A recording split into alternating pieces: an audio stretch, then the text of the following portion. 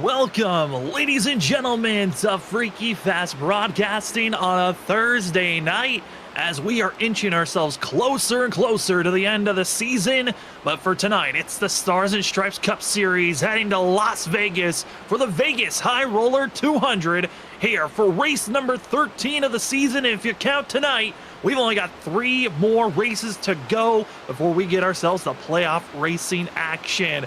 My name is Sam Dyer. With me is Zach Hall. Zach, an exciting time to be looking at this season. The clock is ticking for a lot of these drivers and opportunities to make it into the playoffs. Yeah, as you can see here, guys, on this top 20 standings list, it is definitely getting very close with 3 races to go, Sam, like you said there. And 13 points out, the first driver there is going to be Jason Gratton out. Dylan Gribb's going to be the first driver in with Kyle Bowling there, Tom Ogle, and also Chris Essery there. So only 4 drivers making it up by points. I think that's what the interesting aspect of this is, as we've had a lot of multiple different winners. And if we get 3 different winners here in these last 3 races, there'll only be 1 position made by points. So at least they do know that points will be important here, and you can make it by that.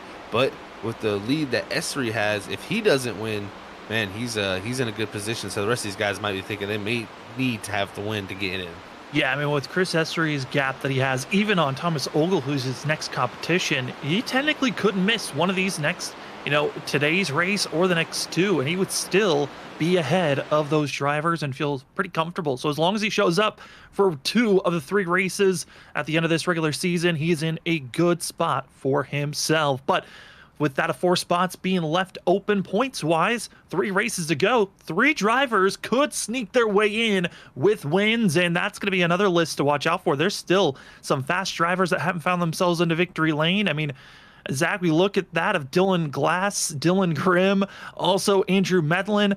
They still are looking quick, but they're looking outside in, and they've got some chances to find victory here in these upcoming 3 races, especially because we've got tonight at Las Vegas, Phoenix, and then the wild card at Talladega, where we saw it last season, someone could easily slide their way in through. But before we get too ahead of ourselves, we've got qualifying about to get underway here at Vegas, and Zach, this could be a very important time for a lot of these drivers. That it really could be, Sam. We've heard from a few drivers out there this weekend that it's going to be a loose racetrack out there. So these cars are going to be on the low side of grip, especially just trying to deal with the rear tires here and keep them underneath these guys. So I've heard from a lot of people they expect a few cautions here tonight with how hard it is to drive. So I think starting out front, getting out of the mix there in the middle, because if someone does have a moment here early in this race, gets loose in the middle of that pack, that's where you can see big wrecks happen here at these 1.5 miles, and especially a place like Las Vegas, where the beginning of the run you are kind of stacked up and racing pretty hard until those tires start to really wear in.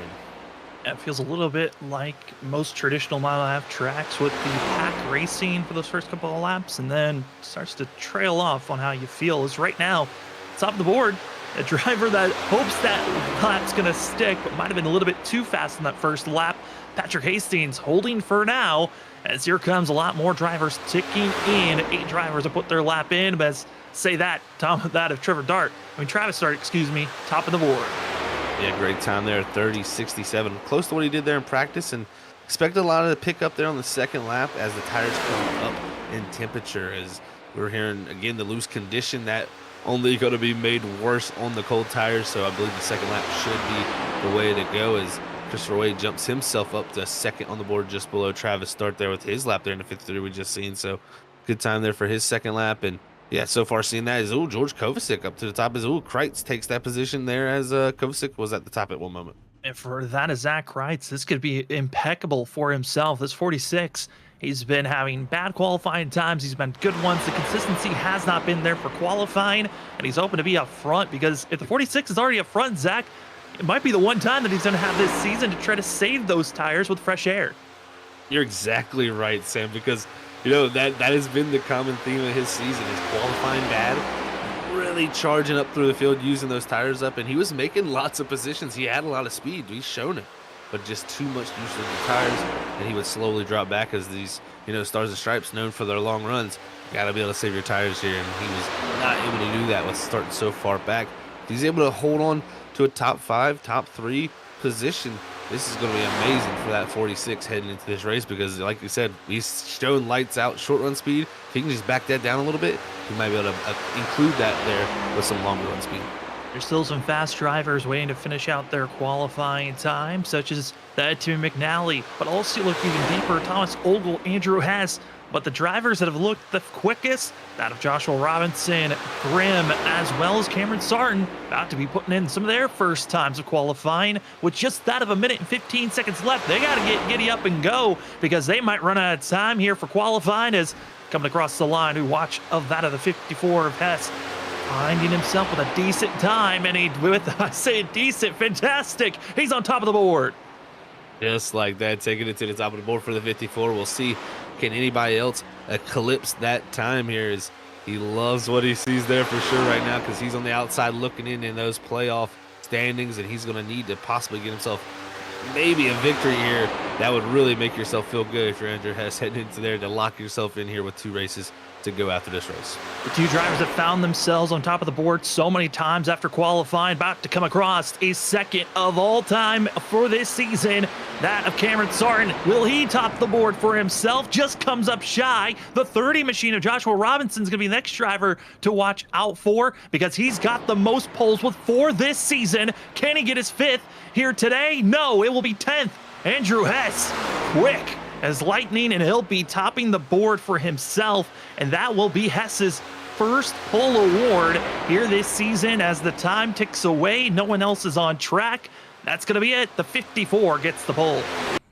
Just like that, he's going to be out front here to start this race, Sam, and that is going to be huge for his chances here heading into these last 3 races for his playoff chances. As qualifying's done, let's take a look at our official starting results here tonight, as the 54 getting their first pole of the season. Andrew Hess going to be top of the board. Then you're also going to be having a great qualifying time for himself. Zach Kreitz going to be in second, with Cameron Sarton third, Thomas Ogle fourth, that of George Kovacic, his best qualifying time that we've seen here at a 1.5 mile course, going to be in 5th place, with Brian Chu in 6th, Brandon Pierce 7th, Travis Dart going to be in 8th, with Kyle Bowling 9th. With that as well, Joshua Robinson finishing out your top 10.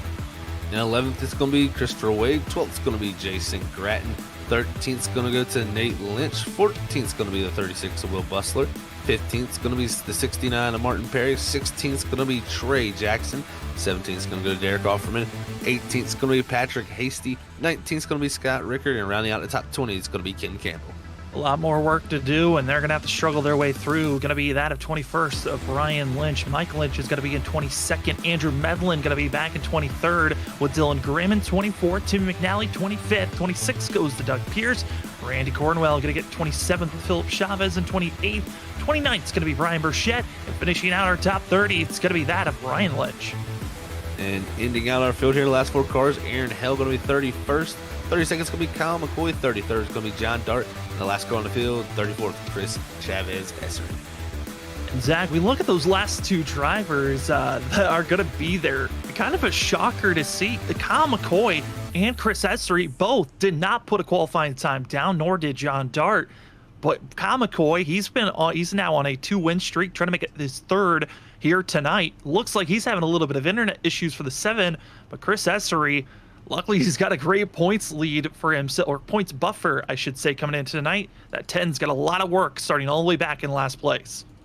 That he really does. Starting back there in 34th, and unfortunately, like you said there for Kyle McCoy, looks like, he did drop out due to a connection, so see if maybe he can get back in here quickly before this race and not lose too many laps, but looks like having some issues for him. But Chris Essery, he's going to have to really focus on moving himself forward. He does have that giant points lead, like we said, but he's going to want to keep that as much as possible. But the big thing for Stars and Stripes, no stage points, so no bonus points given out midway through the race.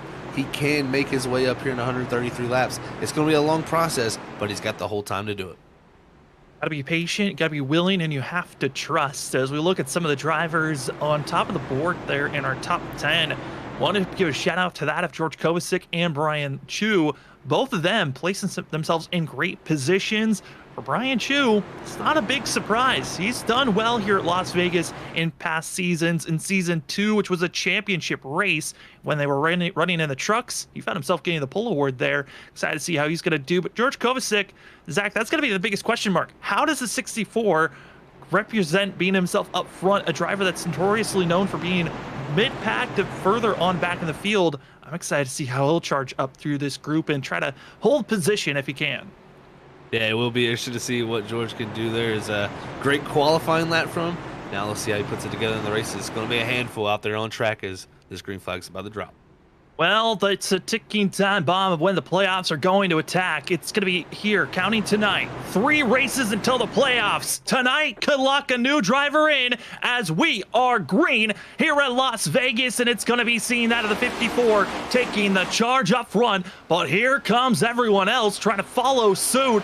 Cameron Sarton trying his best, but watch out, they're already 3 wide for a hot second for that a third.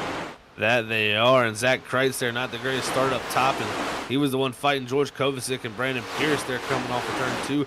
He luckily makes it out of that situation, but now Kovacic looking to defend on the outside here as it's a stack up from the 4th position on back. Going to be seeing that of Brian Chu, going to be dropping backwards as Kovacic holds his spot for 5th, but lap 1 goes to the 54 of Andrew Hess, who's going to have that of Cameron Sarton. Zach Kreitz going to be making the charge forward. Cameron Sarton, Rookie of the Year last season, made it to the Final 4, but wasn't able to race, relinquished his position. But here this season's been looking strong for the 94 and already looking good as he's trying to catch up to the driver that's still searching for his first win this season of Andrew Hess. Yeah, Andrew Hess, man, he came so close this season a few times. Look back to the Nashville Super Speedway for that 54. Looked to be very, very good, and here tonight starting up front on pole position, that's going to help his chances here for sure. But also Zach Kreitz there in the 46, can't forget about him. We always talked about how, like we said, he burns his tires up early in the run, but this time now able to start up front, able to manage maybe more. We'll see what the 46 can produce here as the run goes on. But our top 3 looking to maybe pull a gap is back behind him. Kyle Bowling and Brandon Pierce, Thomas Ogle look to be battling back there from 5th on back. Yeah, top 3 really doing a great job. And then that 4th is going to be Brandon Pierce, kind of just trying to catch up these top 3, but at the same time, just a little bit too far back. But the battling for that 5th place position certainly is getting hectic as they're 3 wide for a quick second. As you're going to be seeing that of the 44 of Kyle Bowling dropping back, but on the move, one of our biggest movers so far, just here in 4 laps, up 5 positions. It's the 53 of Christopher Wade. Yeah, Christopher Wade making big moves here in that 53 machine up to that 8th position, now up to the 7th position there as he's behind Thomas Ogle. So can he set this 83 up to make a pass? And the question is going to be, how much can you really make these tires last? And I talked to a few guys, and they said saving tires possibly doesn't even work here. It's just the rear tires seem to simply go away. The downforce here just not enough for the car, and it seems the grip level very low. So we'll see the drivers who push. Does it really affect them, or is it one of those races where it doesn't really matter? The tires are just going to be pretty much cheese grating. Yeah, it's going to be a long night for a lot of these drivers. The weather also going to be a big factor on top of that, with it being 116 degrees on the track temp. If you take a look here, another factor, Zach, the wind. It's pretty much swirling at that of around 12, now ramped up to just that of 14, 16.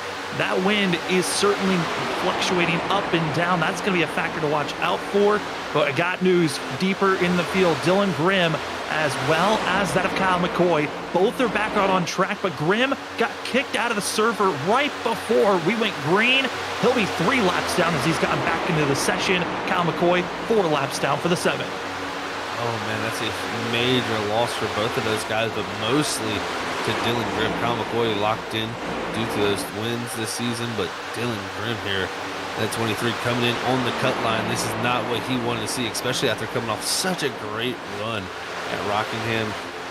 Man, just a tough break for him. He's going to have a tough time making that up. I know a few guys expected a lot of cautions here tonight, but at Stars and Stripes, it's usually a pretty clean and green session. So these guys know how to drive, and I wouldn't expect too many yellows to allow you to get back from that 3 laps down. I mean, if we're going to see a lot of cautions, I think a lot of drivers were expecting it to be in the early goings when everyone's packed up with one another. But kind of survival of the madness has started out. George Kovacic, who qualified fifth, has already dropped back to that of 23rd. Obviously, had that fast one lap for qualifying, but the race pace isn't there for the 65. Same could be said also for that of Brian Chu, qualified up in sixth place. He's now back to 13th, but again, driver we've noted on all season long, this in seventh place, Zach Kreitz. He got second. He's already down 5 positions just in our first 9 laps of this race. Yeah, that's a big drop back here already in this early going, and right here he's got passed by a few guys. Christopher Wade, especially, who's been flying up to the front of the 53. He's really been making the biggest moves along with Jason Gratton. Those two side by side actually battling for fourth, just ahead of Kreitz and Ogle right here. But man, it's one of those things where, again, will these guys feel the effect of pushing this hard, or because I personally as a driver sometimes have been out there where times it almost feels better to push this car sometimes when it is loose, especially when you push it, you tend to actually burn that right front up a little bit more, and it kind of balances the car out. So I'm not surprised that if you guys were feeling that as Christopher Wade, you can see the condition there as he goes through the grass, and now he's along for the ride, but I think he'll be all right as he keeps it straight here on that apron.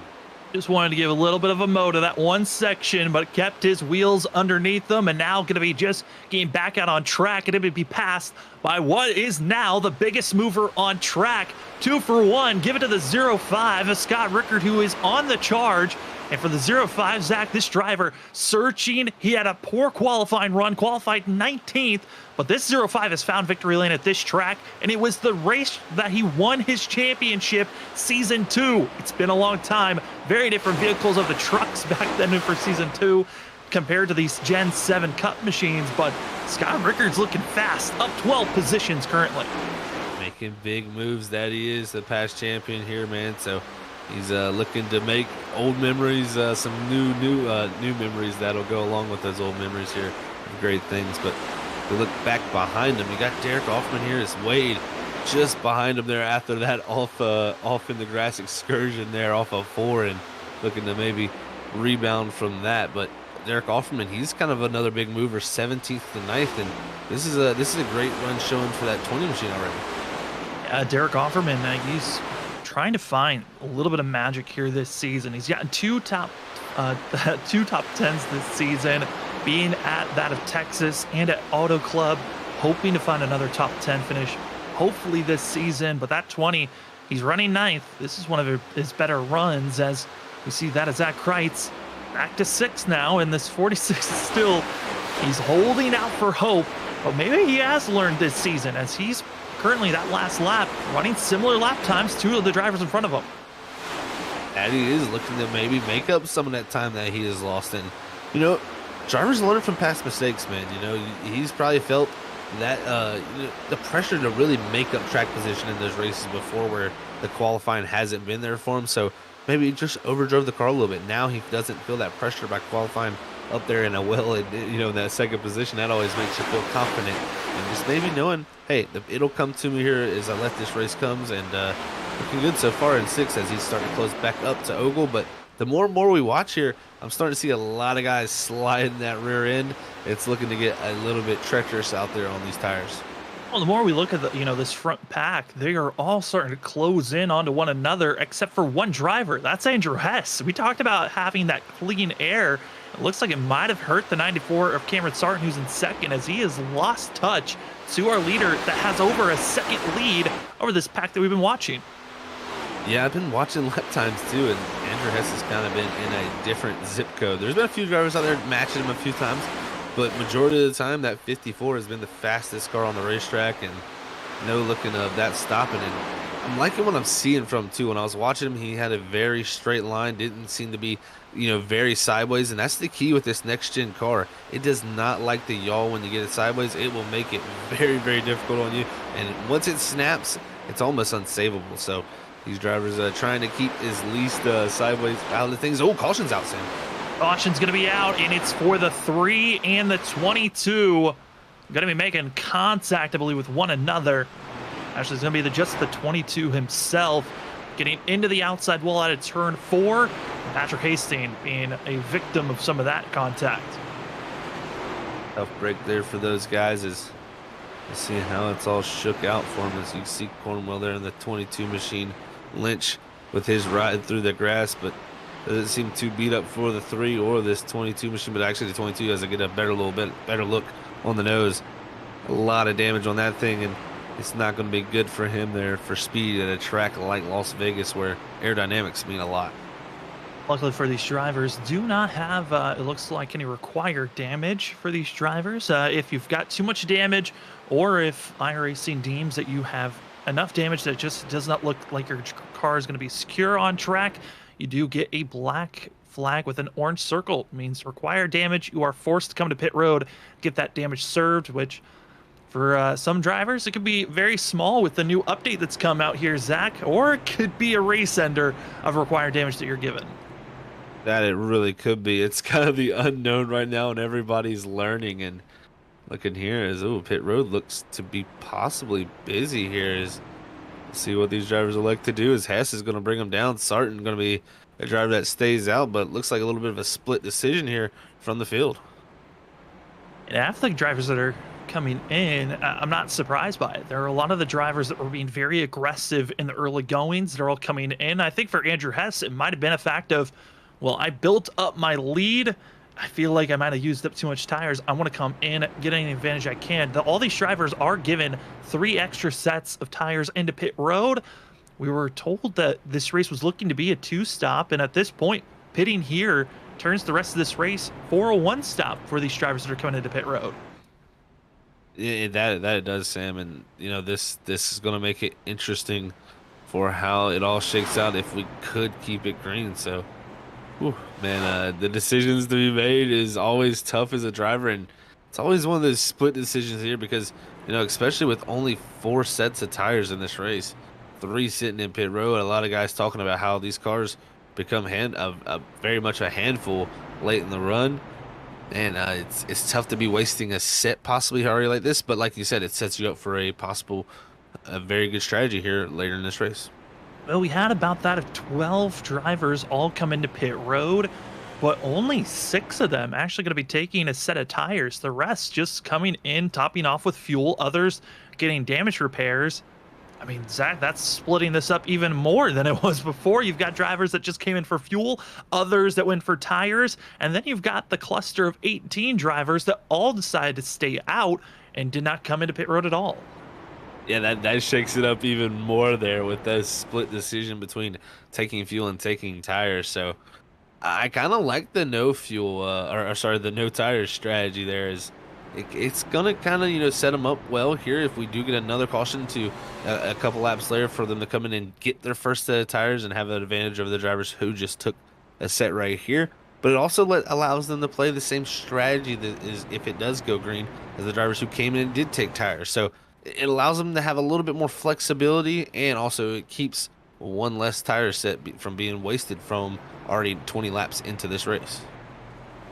And also, a driver given a lucky dog, that's going to be Dylan Grimm in the 23, who was going to be was 3 laps down, now going to be only that of 2 laps down for himself. It's going to be that of Cameron Sarton, Brandon Pierce, going to be your front 2 with Scott Rickard, Kyle Bowling, Christopher Boyd, going to be your top 5. And that's huge for Dylan Grimm, man. That's a big moment for him. He's going to need a couple more of those, and he's going to hope a few guys don't get their way in between them, becoming a lap down before he gets to 1 lap down, because that will make it very difficult for him to get the lucky dog.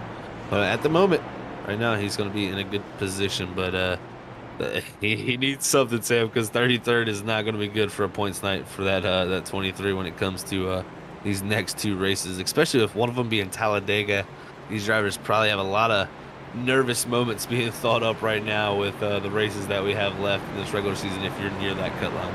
Yeah, Phoenix has given us a lot of dramatic endings of overtime attempts and a lot of chaos that can ruin someone's season. And then to add Talladega to finish out officially the regular season, these next 2 races are not fun to handle. But, with Dylan Grimm being back in 33rd position, that was actually something I was going to touch on before the yellow flag came out. That of the 91, Jason Grattan, he was battling for second place. That 91 looked very quick and was looking like someone that could have been going for, a chance to be leading this race at this moment if he decided not to come into pit road. So Grattan looks quick. Grimm has to get in some more cautions to get back on the lead lap, because if he doesn't, he could be losing touch to even being that bubble driver that's inside of our points. That's very, very true, Sam. And also, you got to think the other driver who was just as possibly quick up there and leading the race was Andrew Hess. So two drivers outside of the cut line here coming into tonight looking very fast at Las Vegas, like possible winners. And Dylan Grimm, the driver who came in on top of the cut line, having mistakes. This is going to shake things up. Well, how will this restart go? Again, there are no stage breaks. We can go green from here to the end. Who is going to be in the better spot? Half the field decided to come into pit road to take tires or just fuel. The other 18 that are up front did not even want to come into pit road. We're back to green flag racing, and let's see how this little game is going to be played. How fast can Hess and Grattan get through this field? Yeah, this is going to be interesting to see what the new tires can produce here, especially compared to the older set of tires here. But Sarton going to enjoy this moment to get out front, get some clean air. But it was a stack up before that latest caution, so we'll see if it stays similar to that or is Sarton able to open up the gap. But right now, it's that 05 of Rickard who was making the big moves early. He's looking to possibly get himself up into the top two here, already 22 laps into this race. Already going to be trying to make the pass if possible, but Brandon Pierce really took off as quick as he could on that restart. Now going to be trying to pedal his way, but it will not work. Here comes Scott Rickard. In the past three attempts this league has been here at Las Vegas, two of the three races have been led the most by the 05. Scott Rickard wants to get up front, wants to lead some laps. The more bonus points, the nicer it's going to be to try to go after the drivers that are going for the regular season championship. But he's going to need some help to get by that 94, because the fresh air advantage goes to that of Cameron Sarton. And it really does, Sam. And we've seen Andrew Hess really use that to his advantage out front, got to that giant lead. But can Rickard find something here to maybe position himself to get to that clean air? But right now, looking to close that gap down. But Pierce still looking to hold off that, looks like the 44 of Kyle Bowling. So Bowling, also another driver on the outside looking in, or sorry, just on top of that cut line there, coming in 26 points to the good tonight. So he needs a good run in the 44, and he's always just super consistent. He really is. That's kind of been the MO of this 44 team, is stay consistent, keep yourself out of trouble, and make it to the playoffs. But when you get to the playoffs, it's really hard to say that this 44 team is a championship favorite when a lot of the other contenders have already gone to victory lane and have proven they've got winning caliber speed. That's going to be the big thing to watch out for as the battle for the lead closes in. And Scott Rickard really hugging that white line, looking a lot more consistent through 3 and 4, which is positioning him right here, potentially aim for the lead. And that is the best line through 3 and 4 also, is you can get as low as possible without getting that white line too much. It's great as look at this all the way to the bottom line here in 1 and 2. Big run out of 2, but a little bit loose. He's going to lose the run here and maybe not be able to keep it side by side. He's got the fall back in line, but the 05 looking strong, and this is where he's been the strongest, just like you said, Sam. Able to paint that white line a little bit off at this time, but Sarton still washing up. It's going to be side by side coming to the line. Oh, you see the red machine in the background. He's coming. It's that of Andrew Hess, who's going to have the tail of the 91 right on his bumper, trying to close in on this battle for the lead. The more they stay this close, the more the 54 doesn't have to work too hard, as he's going to make the pass for third. Andrew Hess, it just took him that of 5 laps, and he's already going to think about going 3 wide for the lead.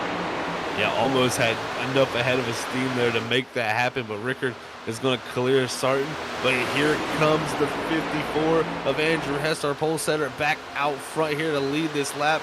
And Scott Rickard's going to say, man, I almost got that lap led, but you just took it from me there. And the last moment is now Jason Grattan going to look to follow him through there, as those new tires are now flying. Going to be right on top of one another. And now the question is for Jason Grattan, does he make the pass now, or does he continue to stay behind? That's going to be the true thoughts. As drivers further on back have to really check up, as drivers got into the wall behind them. As a driver, that's going to be Travis Dart, got bumped by that of Zach Kreitz, that clogged up everyone from about that 13th on back. I'll tell you what, that was one of the best saves I've seen here so far, definitely in this race, no doubt, is the 27 was completely sideways with that contact between him and the 46 of Kreitz. And that really set Travis Dart way back there, but great save by him. But oh no, look at Brandon Pierce. Pierce going to be having his issues going down into the inside wall, and he does not look comfortable. I'm concerned that he might have broke something, but he's going to be low on the apron and continues to putter along, as this is the battle for third as our front two continue to pull away, and Brandon Pierce looks to be heading to pit road. Yeah, that was a very odd moment, and his car does seem to be kind of jinking around a little bit. I'm watching him here as he comes by on the front straightaway here as the battle for lead is starting to heat up. Or no, sorry, not the battle for lead, but Scott Ricker there for third with Kreitz going by on the new tires. But Pierce, man, that was a really interesting moment. Big loose for him, but I'm not sure if it's broken, but I thought it was at a moment for how big of like a just sudden left-hand turn that was. It looked like he was going to head to pit road. It looks like, yeah, he's just going to stay out there, kind of conserve and bank on a yellow to come out, as Brandon Pierce went from battling for third place now all the way down to 29th in a blink of an eye, as we continue to watch the battling up here for fourth place. But for the lead, it's going to be Andrew Hess trying to duck it down low for the lead as we continue to watch the battle for fourth. Yeah, continue to watch here this 05 machine as Rickard's the leader of the cars on the old tires, is Grattan out front has taken the lead and gotten himself out there. So let's see if he can hold off Hess here as this run continues on. But these older tires definitely not liking this run going green. This is not what they want to see, because like you were saying, Sam, the fuel mileage, the way it plays out, it possibly plays into a much more advantageous possibility for these other guys to possibly even make it on a one-stop. Yeah, that's going to be the big thing, is with the way that the fuel run's looking. I mean, these drivers that are on the old, on that of staying out, they still have to be out there, Zach, for another 30 laps before they can truly think about possibly coming into pit road. It's more like looking they have to be out there for another 35 laps before they feel good on a one stop, which is giving 30 laps to the advantage of the drivers that got fresh tires and are making these moves. You see Thomas Ogle, fresh tires. He'll move up to fourth. Here comes that of Derek Offerman with fresh rubber, going to be following suit, but the yellow flag comes out. That's exactly what the other drivers needed, as Brian Chu's going to be low, slow, and bringing out the yellow. Yeah, the 11, after such a great qualifying run, he's going to be involved in that incident with second yellow. And like I said, Sam, that is a huge moment for these other guys. They love that.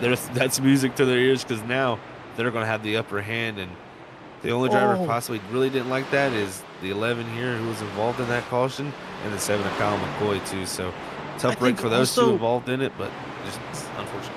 Zach, also Dylan Grimm was right there. I don't think anyone's getting a lucky dog potentially with that incident. Yeah, if he got an incident there, then he was definitely possibly not able to get that lucky dog. And from my looks of it, Sam, he definitely probably won't from that look of that wreck. So, ooh, that's a tough break for him there in the 23, because that would have put him back to one lap, and then that really opens up the door. And it doesn't matter if you try to go with the wave around if you're Dylan Grimm or Kyle McCoy, because half the field's already made their first pit stop. They're not going to be coming in again, while the other half, they do have to come in. For Scott Rickard and so many others, that is the exact yellow they needed to change up how this race was looking for themselves. We were talking about how they were on the, back foot for strategy-wise. Now they're in the advantage moving forward.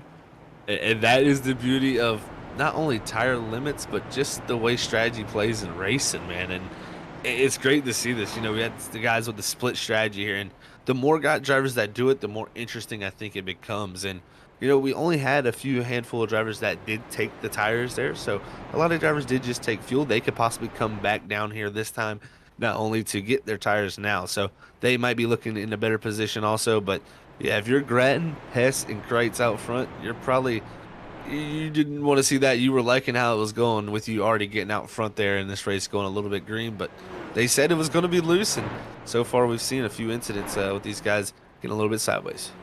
Getting sideways, getting ran over, having their issues. There's a lot of different head-scratching moments, but the biggest head scratch for myself, Will Bustler, who came into pit road under our last yellow with everyone else, decided to just top off on fuel. That 36, not deciding to use a set of tires on this stop, decides to just stay out. That is probably one of the most confusing calls that I'm going to be seeing here tonight. I get that we still have, we're less than 100 laps to go, but you've got 3 sets of tires sitting in pit road. I'm curious on when the 36 even is going to feel confident to use tires at this point. That is a little bit of a head scratcher, Sam, especially, not taking them the first time. You'd think this would be a no-brainer here, like, come down and get the tires, but maybe he's thinking something more is going to play out. And, as a driver, when you're out there, you're playing the strategy out yourself, and you're driving also. So it's kind of hard to do both those things and process that all at the same time. But, he's going for a little bit of an off-the-wall strategy. He's going to be hoping for cautions. But I tell you what, that's one thing as a driver, unless you got a stage caution and a guaranteed caution, you never want to be hoping for a caution because it's just luck. We look at the past races, season 2, which was the championship race. There were 0 cautions thrown that time, but the other 2 times, season 1 and season 3 of this series, there has been 5 cautions back in season 3, which was the last time these drivers were here at this track, and 7 cautions for season 1. Now, season 1, they were in the ARCA car back then. Season 3, they were in the Xfinity car, and we are now in season 5 with the Gen 7 cut machine. So, that's the one thing that's been fun and interesting to watch with this series is how variety there is in each season, how it changes season to season on which car they're in. But I'm curious on how many yellows we'll have, if we'll beat that record of 7 or we'll stay below 5. That's a good question. So far, I mean, through the first 36 laps, I think guys probably would have thought it had a few more than 2, but at any point, the caution bug can come out, man, and a few guys can get stacked up. And especially when you got split strategies like this, you're going to have guys on fresher tires, guys on older tires, and it really mixes things up and changes the speed difference. And that's when I think you see those incidents happen in the wild ones, especially. So as they get them back double filed, Bratton and Hess are going to enjoy this because they do have a good portion of cars behind them all the way back to Rickard in 9th. But we've seen how fast they were able to make their way through, and it was a much bigger gap for them. Rickard should be to that lead quickly. That he should. And as we're underpacing, it gives us time to thank some of our amazing sponsors here at Freaky Fast Broadcasting. Starting things off with iRacing iFlag. Hey, if you're looking for some of the best iFlag virtual flag systems, give you clear, concise information on what the flag state is on track, or even can provide you basic visual spotter information, iRacing iFlag has the equipment for you. They patent that of the iFlag virtual flag system to make sure, hey, if it doesn't say iRacing iFlag, it's not the best that you can get out there. So if you want to get the best for iFlag virtual flag system, go to iRacingIFlag.com and use our promo code FreakyFast2022, as well as they've got many of other great products that are worth looking at and potentially purchasing. And if you do purchase, remember to use our purchase code of FreakyFast2022. Drivers are stacked up. We're ready to get rolling. It's Jason Gratt and Andrew Hess. They were that last restart on the best tires. Now they're not. Now it's time to see how long can you hold on until you see the drivers behind you catch up, as we are back to green flag racing for that of the Vegas High Roller 200 here tonight. Jason Gratt getting a great jump out front, but look at this. Kreitz going to be looking to take the second spot here early. You also got Thomas Ogle directly behind with that 22 Randy Cornwell, who had that heavy damage on the nose, so up to 5th for him with how the strategies played out after starting 27th. An interesting start for him, but Kreitz looking to go for 2nd. Kreitz is trying his best how to battle and hold off, but for Jason Gratt, this is probably the best thing for him. The fact that he is not stuck side by side with a different driver, he's trying to pull away as fast as possible because the driver in 6th, who is on the move in that white, black, and green detailed machine, it's going to be the 05. Scott Rickard, freshest tires on track. It might only be that a 16-lap advantage, but 16-lap advantage feels like the biggest margins, and it will turn you into Superman, able to hold off every single lane you want, as the 05 now up to 4th in just a blink of an eye. Oh man, there's no feeling as a driver like 4 fresh tires compared to your competition out there on an older set of tires. Like you said, Sam, it makes you feel like you can do anything out there, any line work. You can put your car in places that you normally wouldn't be able to do because you'd be, in an awkward position racing somebody, but you usually clear them with the new tires. And look at that, already powering up the second gear off of 2 and quickly down the back straightaway. Scott Rickard, who saw these same drivers drive by him on the new set of tires, is saying, now I have the new set, and he's going to be looking to take control of this race, and this will be big momentum for him, and I think that's something that's huge for him, Sam. He needs momentum heading into those playoffs. We've seen Rickard kind of fade in that last season's playoffs. He needs to get some big set of momentum going before we get this playoffs. Yeah, I mean, the whole entire season 4 really wasn't there for the 0-5 Scott Rickard. He won at all the at all the road courses, but if it wasn't a road course, you really didn't see Scott Rickard as a threat. But now, leading this race in the best strategy you could ask for at this current moment, it's still a lot of racing to go down, and we just saw that last yellow change the aspect of drivers that thought they were in advantage now on the back foot. And now it's going to be that 0-5, hoping to get his first win at a non-road course race since season 3. And that's going to be, season 3 looked like Scott Rickard was one of the favorites to watch out for, as well as some of the drivers here on screen. Derek Offerman was Mr. Consistent that season.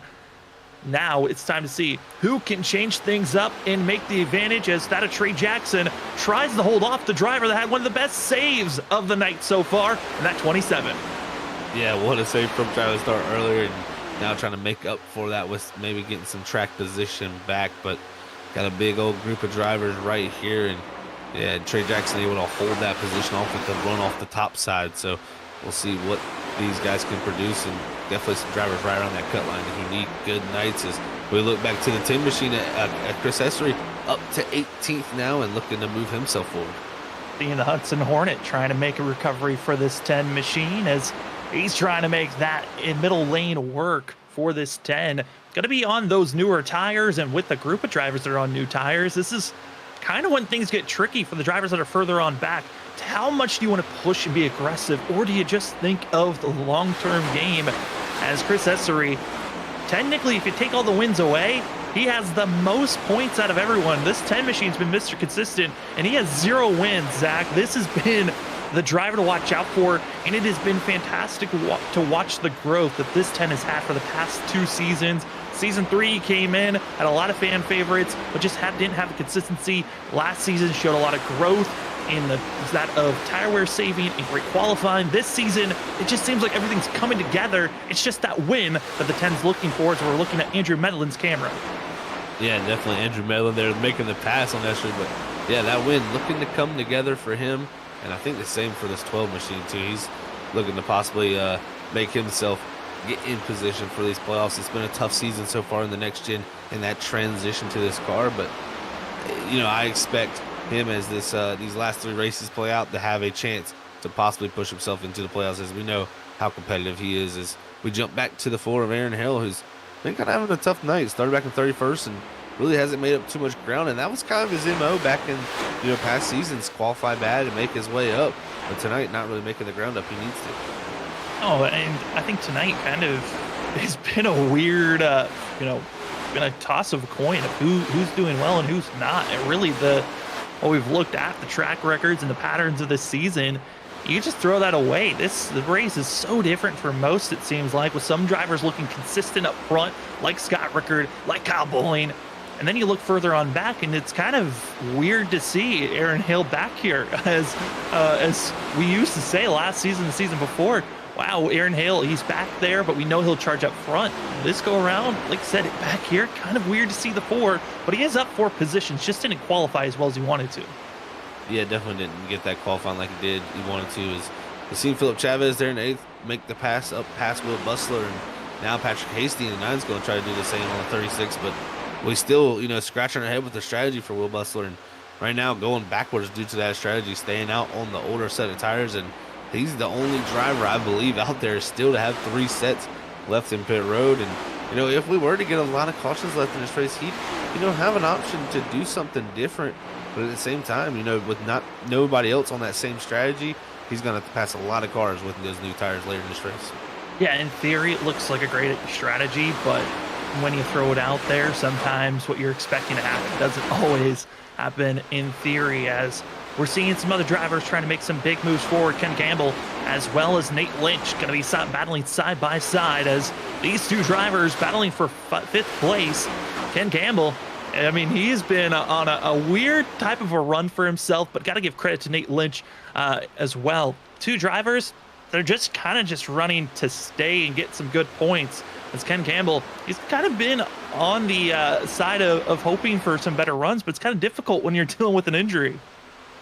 That it really is, and I even got a chance to talk to Ken tonight, and he talked about how the car was very, very loose, and I told him, man, good luck with that, with driving with one hand. I mean, that's a tough situation to deal with a car that really is unpredictable. That's more than anything I would say. It doesn't look like these cars are too like loose overall. It just seems like they're very unpredictable. They snap at any point. And when you're driving with one hand, I mean, that you're already a little bit less, ready to react to something if something does break loose. And that's definitely got to be a scary moment for him as he's just trying to make it out to this regular season and get to the playoffs and get healthy. Ends the playoffs again. Counting tonight, 3 races until the playoffs. We got 2 more races after this. Going to go to Phoenix, Talladega, before we get to our 12 drivers that will race it out for a championship. We already have that of 8 drivers locked in. Ken Campbell, one of those drivers with 2 wins. Ross Tatum's got 2 wins. Cameron Sarton's got 2 wins. Kyle McCoy, he just came off of his 2-win streak, hoping to get his 3rd potentially here tonight, but with disconnection issues, looks like that's not going to happen. Also, you got that of Joshua Robinson, Brandon Pierce, Scott Rickard, and Christopher Wade. Those are the 8 drivers that are already locked in. Everyone else technically still has a great opportunity to win and get in as we look further up ahead. 4th place runner at this moment of Cameron Sarton. Yeah, Sarton here in this 94 machine was, at one point running 2nd in this race, but right now on that different strategy where he just has pit most recently, and this is going to be the strategy that's working the best at the moment, is the driver to be leading the opposite strategy of the drivers who first pitted would be Jason Grattan back in 9th. So definitely a little bit of a different tell for those drivers, but definitely go to see how it all shakes out here as the race continues on, because you got to kind of feel for Andrew Hess, especially the 54, who looked very, very strong. If this race continues green like this, their strategy that one time like we said was looking good will no longer be looking very strong. A lot of different strategies and a lot of waiting to see how those strategies will work out. As tonight, we're going to go side by side. Thank you for joining us here on Freaky Fast Broadcasting. It's been a pleasure to give you all the coverage here for myself, Sam Dyer, for Zach Hall, Robert Moyer. This has been one of those races where, again, we don't know exactly what we're going to get ourselves into at the end of this race, but right now, tons of different strategies to be thrown out. But the Stars and Stripes Cup Series, race number 13 for that of the Vegas High Roller 200. We'll be back to give you the rest of it when we come back from this side-by-side commercial break.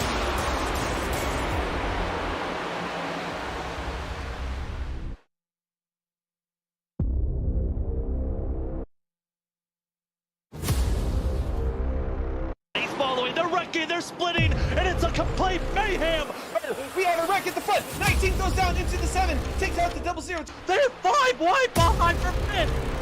Oh my, the 5 wide here. This ain't gonna work, is it? They're already wrecking into entry turn 1, and now coming through that at turn 2. This is it, the Daytona. Oh no, the wrecking contact. Sets gets into the wall. Gonna be scattering on the outside. Drivers on the apron. Drivers coming out of nowhere. Edison on the outside trying to get the win. And it's William Edison stealing it at the line. The wall. The 18 trying to block. 77 gets into the 18. That leaves 3 of TJ Roberts. 17 to Gavin Rogers. 3 of TJ Roberts is going to steal the win here. But second fiddle so many times last season. Christopher Wade wins the season 5 Daytona 200.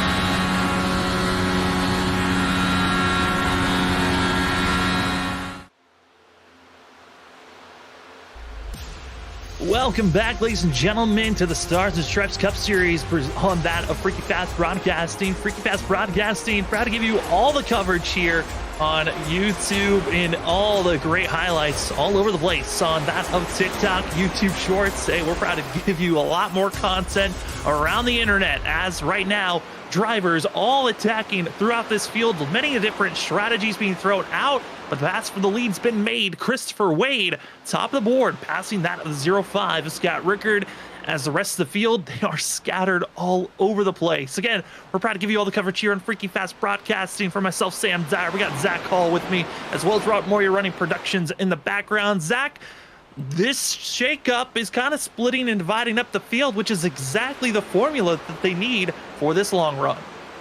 That it really has, Sam. It is shooking things up a lot, and man, Chris Wade driven himself to the front. Scott Rickard now dropping back after getting to that lead, and this caution. Well, it's always commentator's curse is always there as the 3 machine of Ryan Lynch goes around. Oh, that's definitely interesting timing here. As we'll get this instant replay for us as we'll check out the 3 of Ryan Lynch. He is already mowing some grass here earlier in this race, but big condition there. As you see, shoot down to the low side. You see him lifting there with the flames on the tailpipe. That's the raw fuel being burned in that exhaust, and just goes around as he gets on that apron. And man, oh man, Sam, some crazy timing there for us. It is ridiculous timing, but I'm confused on the 3 on why he was that low on the apron. But then watch out for this. We got a couple of drivers that are going to have to sneak their way on the outside. And there's Patrick Hastings, but here comes Brian Chu in the 11, just barely missing through. Kovacic goes low off the bumper of the 3. There goes the 11, scraping on through. Close action there after that caution coming out. And yeah, it definitely was interesting. He got loose at first, so it got him down the racetrack, but then kind of as he caught it after, he kind of kept bringing it down, I believe, there into the apron. And once he got on that apron, you're pretty much already going along for a ride. I mean, he was already loose. That's just going to loosen it up some more. But you can see here, strategy galore. This is going to help out Andrew Hess and Jason Gratton, those drivers on that strategy. This is going to allow them to even everything out here. As well as this is going to be allowing Dylan Grimm to become the lucky dog drive to go back down to 1 lap down. And everyone comes into pit road except for that of George Kovacic, which 65, this is a gutsy call on his part. He's going to be on that a 30 lap older tires than the rest of the field. But all that, jumbled up strategy, Zach, it now could be thrown out the window for now at least, as the majority of these drivers now have used 2 sets of tires so far. Yeah, that they have. They're going to have 1 set in pit road. Will Bustler, they're taking, it looks like his first set. So that'll be good for that 36 machine, as he'll have 2 still left in pit road here if this race gets a little bit interesting. But I'll tell you, Kovacic out there, interesting call for him to stay out there, maybe trying to lead a lap. We'll see. Does he come down later? But Kyle McCoy, I think, luckily is ahead of him. So I think McCoy here will be able to take the wave because he is ahead. So that's a good break for him. That should get him here to 4 down, as I believe he was 5 possibly. So unless this time when he comes around, it might show him as 3. But definitely a good break for McCoy, but also a great break for Dylan Grimm, who, fortunately for him, nobody else is going to lap down. Yeah, now going to be just 1 lap down for the 23, and for the 7, yeah, he was 4 laps down.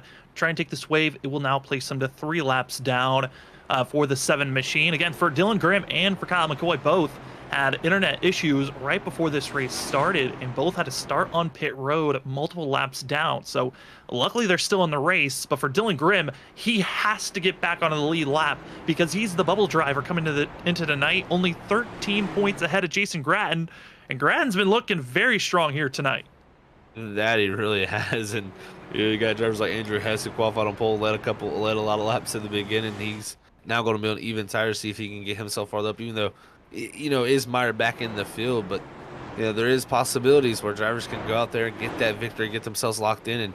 And not only does that hurt Grimm, but it also hurts a lot of other drivers that are on that points bubble too. So lots of different availability of options out there for these drivers, but Grimm needs to get back on that lead lap and get some positions, because didn't come in with a big gap coming in here tonight.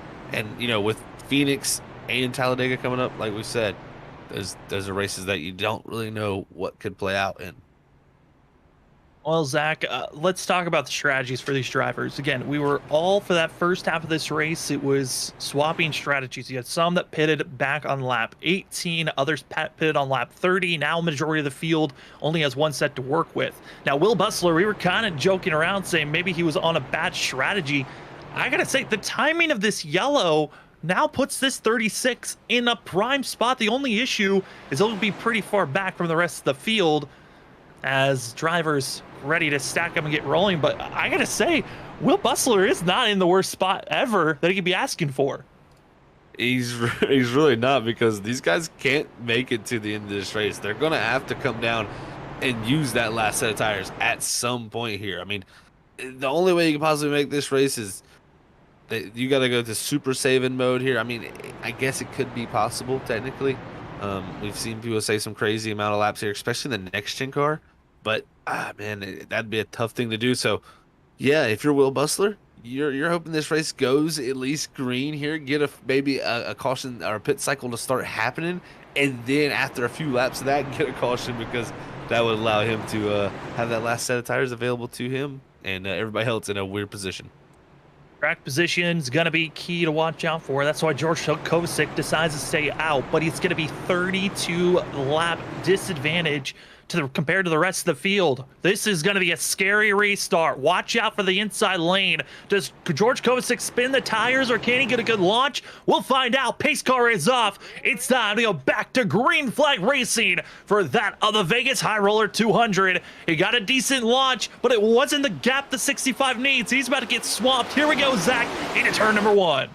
Yeah, this is going to be an interesting moment, no doubt, folks, as you're going to see the difference on tires. And in the middle, 3 wide, as Ken Campbell goes through the bottom, starting through the top, but everybody's splitting the 65 down the back straightaway.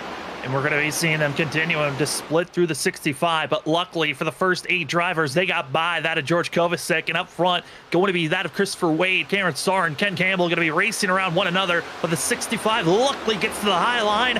And really, the true speed, and you can see it a ton, is through the corner as that of Robinson and others get squeezed. And they're going to have to be going 2 wide, almost 3 wide through this action. And this is going to continue to just trickle back through the field as George Kovacic. This is the biggest difference we've seen on tires with anybody out there tonight, other than Will Bustler at that last restart, and he was farther back, and Kovacic there having to go up top 3 wide as McNally through the middle. Gonna be 3 wide once again with that Brian Lynch and Thomas Ogle. Ogle backs out, decides to just follow in line with the rest of the drivers. We keep our sights back here at that of George Kovacic, because if we're going to see a yellow, it's looking very high. It was going to be back here where the 65 continues to fall backwards. But up front, starting to see a little bit more action. Jason Gratton trying to go for the pass for 3rd. Yeah, Gratton restarted well back into the field, but that 91 charging up through here already, and he's already passed Ken Campbell right here up to the 4th position. Third position. He took 2 spots in 1 lap, and he's continuing to look here as he drives it down the 1. As talks of right when we changed our cameras where we thought there was a chance for a yellow, there was major contact. Ryan Lynch caught up in another wreck. Same for Doug Pierce, but they continue to stay green at least as we keep our cameras up front, because they're getting racy on top of one another. Here comes Jason Gratton on the outside, the 91. He doesn't want to just point his way into our playoffs. He wants to get a win as he's side by side with that of Christopher Wade. What a effect that would have here heading into the final 2 races after tonight into Phoenix, into Talladega. If he was out there able to go and win, he would take away a position for one of these drivers at those points. And, you know, Grim, we talked about how he was losing points to the cut line before. Well, that cut line would be pushed up 1 more spot for up to Jason Gratton winning, and that would hurt Grim even more. So, man, this is not what a lot of drivers want to see. Jason Gratton, though, he's the one that really is liking it for the 91. He's going to be ahead, and that last lap ran 4/10 faster than anyone else. I don't know where this 91 found the speed, or everyone else is thinking the opposite of Jason Gratton. Zach, you touched on it, on the fact that these drivers might have to pit 1 more time. Looks like fuel saving also could be already on the mind of some of these drivers that were up front. yeah, they could have already went into that mode. Maybe they know a little bit more than us out there. We were informed about 60 laps on a solo run. So what a solo run means, folks, out there is that's no draft. When you have a little bit of draft out there, it's going to decrease the drag on your car, make your fuel efficiency better. So, that very well could affect it. And when you're out there racing with everybody, you can lift more, just kind of slow down and generalize, lose a little bit of pace. So we'll see who's able to do that. But Andrew Hess in the 54, he's looking to climb his way back up. He's battling back there with Brandon Pierce for the 7th spot. See that red machine in our picture trying to close in on the rest of the field as Andrew Hess, our pole sitter of tonight. I mean, it just seems like tonight, Zach, drivers that were outside of our top 12 in points all decided it's go time. We need to perform if we're going to have an opportunity to make it in, especially with the fact that last week, seeing Kyle McCoy get his 2nd win of the season kind of took away the opportunity of 4 different drivers taking those final 4 spots with the wins. Now there is a point spot open there, but with Chris Essery and how big of a gap that he had over everyone else, it really looks like you're going to have to win to get in, just in case you feel like something could go wrong at Talladega. Yeah, you're completely right, Sam, because first of all, Talladega, anybody can win that race. That race is always anybody's game. Phoenix will be a little bit more interesting for sure, but it's a short track, so you can get involved in incidents and have drivers lose lots of big points. So we've seen that cut line move up and down. We've got 8 different winners so far this season. I wouldn't be surprised if we could go out and see 11 here with these final 3 races playing out like this, but it's going to be fun for us all at home here to watch. And right now, Andrew Hess, you can see that 54, he's looking primed to possibly move himself up here in that pack, but the driver that's already got a win this season in the 2nd position of Christopher Wade, he's actually starting to put a little bit more pressure back up front, is now Olin going to go to the inside there of King Campbell. But yeah, you can see that 53 starting to turn up the wick again. Christopher Wade's found something this week. He really has, as he is trying to find an extra gear for himself. Again, backed off, was saving those tires, kind of let that of Jason Gratton pull ahead. When that pass was made, Christopher Wade was already 4/10 slower than Gratton, and Gratton kind of made the 54 look like he was in molasses. But going after these laps, the question now looms, who's being patient enough on their tires? It's Cameron Sarton lingering in 3rd. I mean, he's just in that of a reaching distance to just turn up the wick, and he'll be up there. But then you look back to 4th, 5th, 6th. There's a gaggle of cars back there that are still trying to pick out when do they want to take off, or do they continue to just go into save mode, being led by that of Kyle Bowling. Well, and if we think back to last run, Scott Rickard in the 05, he was a car that really shot out to the lead, got out there and really tried to push hard. And we saw the 53 of Wade and Cameron Sarton run him down. So maybe Scott Rickard learning a little bit something different right now, running back in the 5th position. Maybe even the same Sarton he saw that saving would have a big factor. So maybe these top 2 pushing it a little bit too hard. But again, we still do have to make one pit stop here if you don't save enough fuel. So we'll be seeing when they want to come down. But right here, this is where the battle's at, is back here along with Chris Essery and Derek Hoffman in the 20. These are all the drivers from 15th back to that of 21st position on top of one another, still side by side. And in this group of drivers is the one that we keep our eyes on, of the 36 of Will Bustler. Bustler still has 2 sets of tires to work with, but he is still mired back in 20th position. If this 36 wants to utilize that advantage that he has, I mean, if our yellow comes out now, he's in one of the best prime positions to utilize those tires as well. Going to be able to utilize the fuel to make it to the end. Yeah, that'll open up the door for his options and really possibly put him in a situation where these drivers out here are going to be saying, oh no, he is in a prime position with the tires. So tires are huge, and Will Bustler's got that extra set. So we'll see how it works out for him. But got a big group of drivers right here, all stacked up on each other right here around 15th. So we'll see who can make their way out of it. But the tires, the longer they go here, the sooner they get closer to pit stops. And that is my question. When do you, really I'm trying to run in my head when I think they'll come down. Possibly, to me, I'm looking around like lap 95 or so, or possibly even 90. I'm also looking at some of the drivers on the pace that they're putting down, and for some, they're still backing off quite a bit on their pace overall. And Jason Gratton took off, same did Christopher Wade. They're still battling for the lead, but the gap that's being made for the drivers that are back in 9th, 10th position. Curious on how well they're doing, as the driver's going to be slow further on back. That's the 22 of Randy Cornwell having issues at turn 4. He'll lose about that of 8 positions after having a trip through the grass, but stays green as these drivers on track. Yeah, unfortunately, Cornwell was involved in those incidents earlier and had some damage, so went through the grass once more for that 22. Gonna have to hold on to it. But looking at the 31, Trey Jackson, he's that driver that is back here in that 9th position, about 4.7 seconds behind our leader, Jason Gratton. And yeah, you know, Sam, that is gonna be the interesting thing. Are they backing the pace down here to try to make it to the end of this race? Is this a tire saving thing? We'll have to see. But the battle for the lead is on, guys, is way up front to the inside of Gratton. Christopher Wade decides it's GOAT time. He'll hug that white line through 3 and 4, has the momentum, the pace, the positioning, and the 53 to the lead. But here comes that run, fighting on back the outer lane. Gives you such a surge, as here comes Jason Gratton trying to fight on back, but just not enough. Puts too much speed in the entry, and it's going to backfire immediately. That it will. And Gratton, oh man, close to the wall there on the exit. He loses a lot of time there. And Sarton going to be trying to close this down. You also got Rickard there in the 05. He's starting to look to come into the picture, so maybe figured out that he needed to save a little bit here for the longer run. But Christopher Wade here out front, that's a big picture thing for a lot of guys like Thomas Ogle, you know, Kyle Bowling, Dylan Grimm, drivers around that cut line, because, you know, with Gratton winning, that would have moved that cut line up. Wade winning with a win already, along with Sarton or Rickard, that would really make it a lot easier for those drivers that are in the points right now. Good. Yeah, it would make the things for Kyle Bowling, Ogle, Essery feel pretty secure on their end. But for that of Dylan Grimm, because of his struggles, he still needs one more yellow to even have an opportunity to close in on the gap that he's had so far. He's been trapped back in 33rd position, being multiple laps down. Now for the 23, the question looms, when will we see a yellow? Because we are in that range of drivers that feel like they can't, you know, drivers that feel like maybe we need to come to pit road. They could think about coming into pit road now, and they will be good to make it to the end.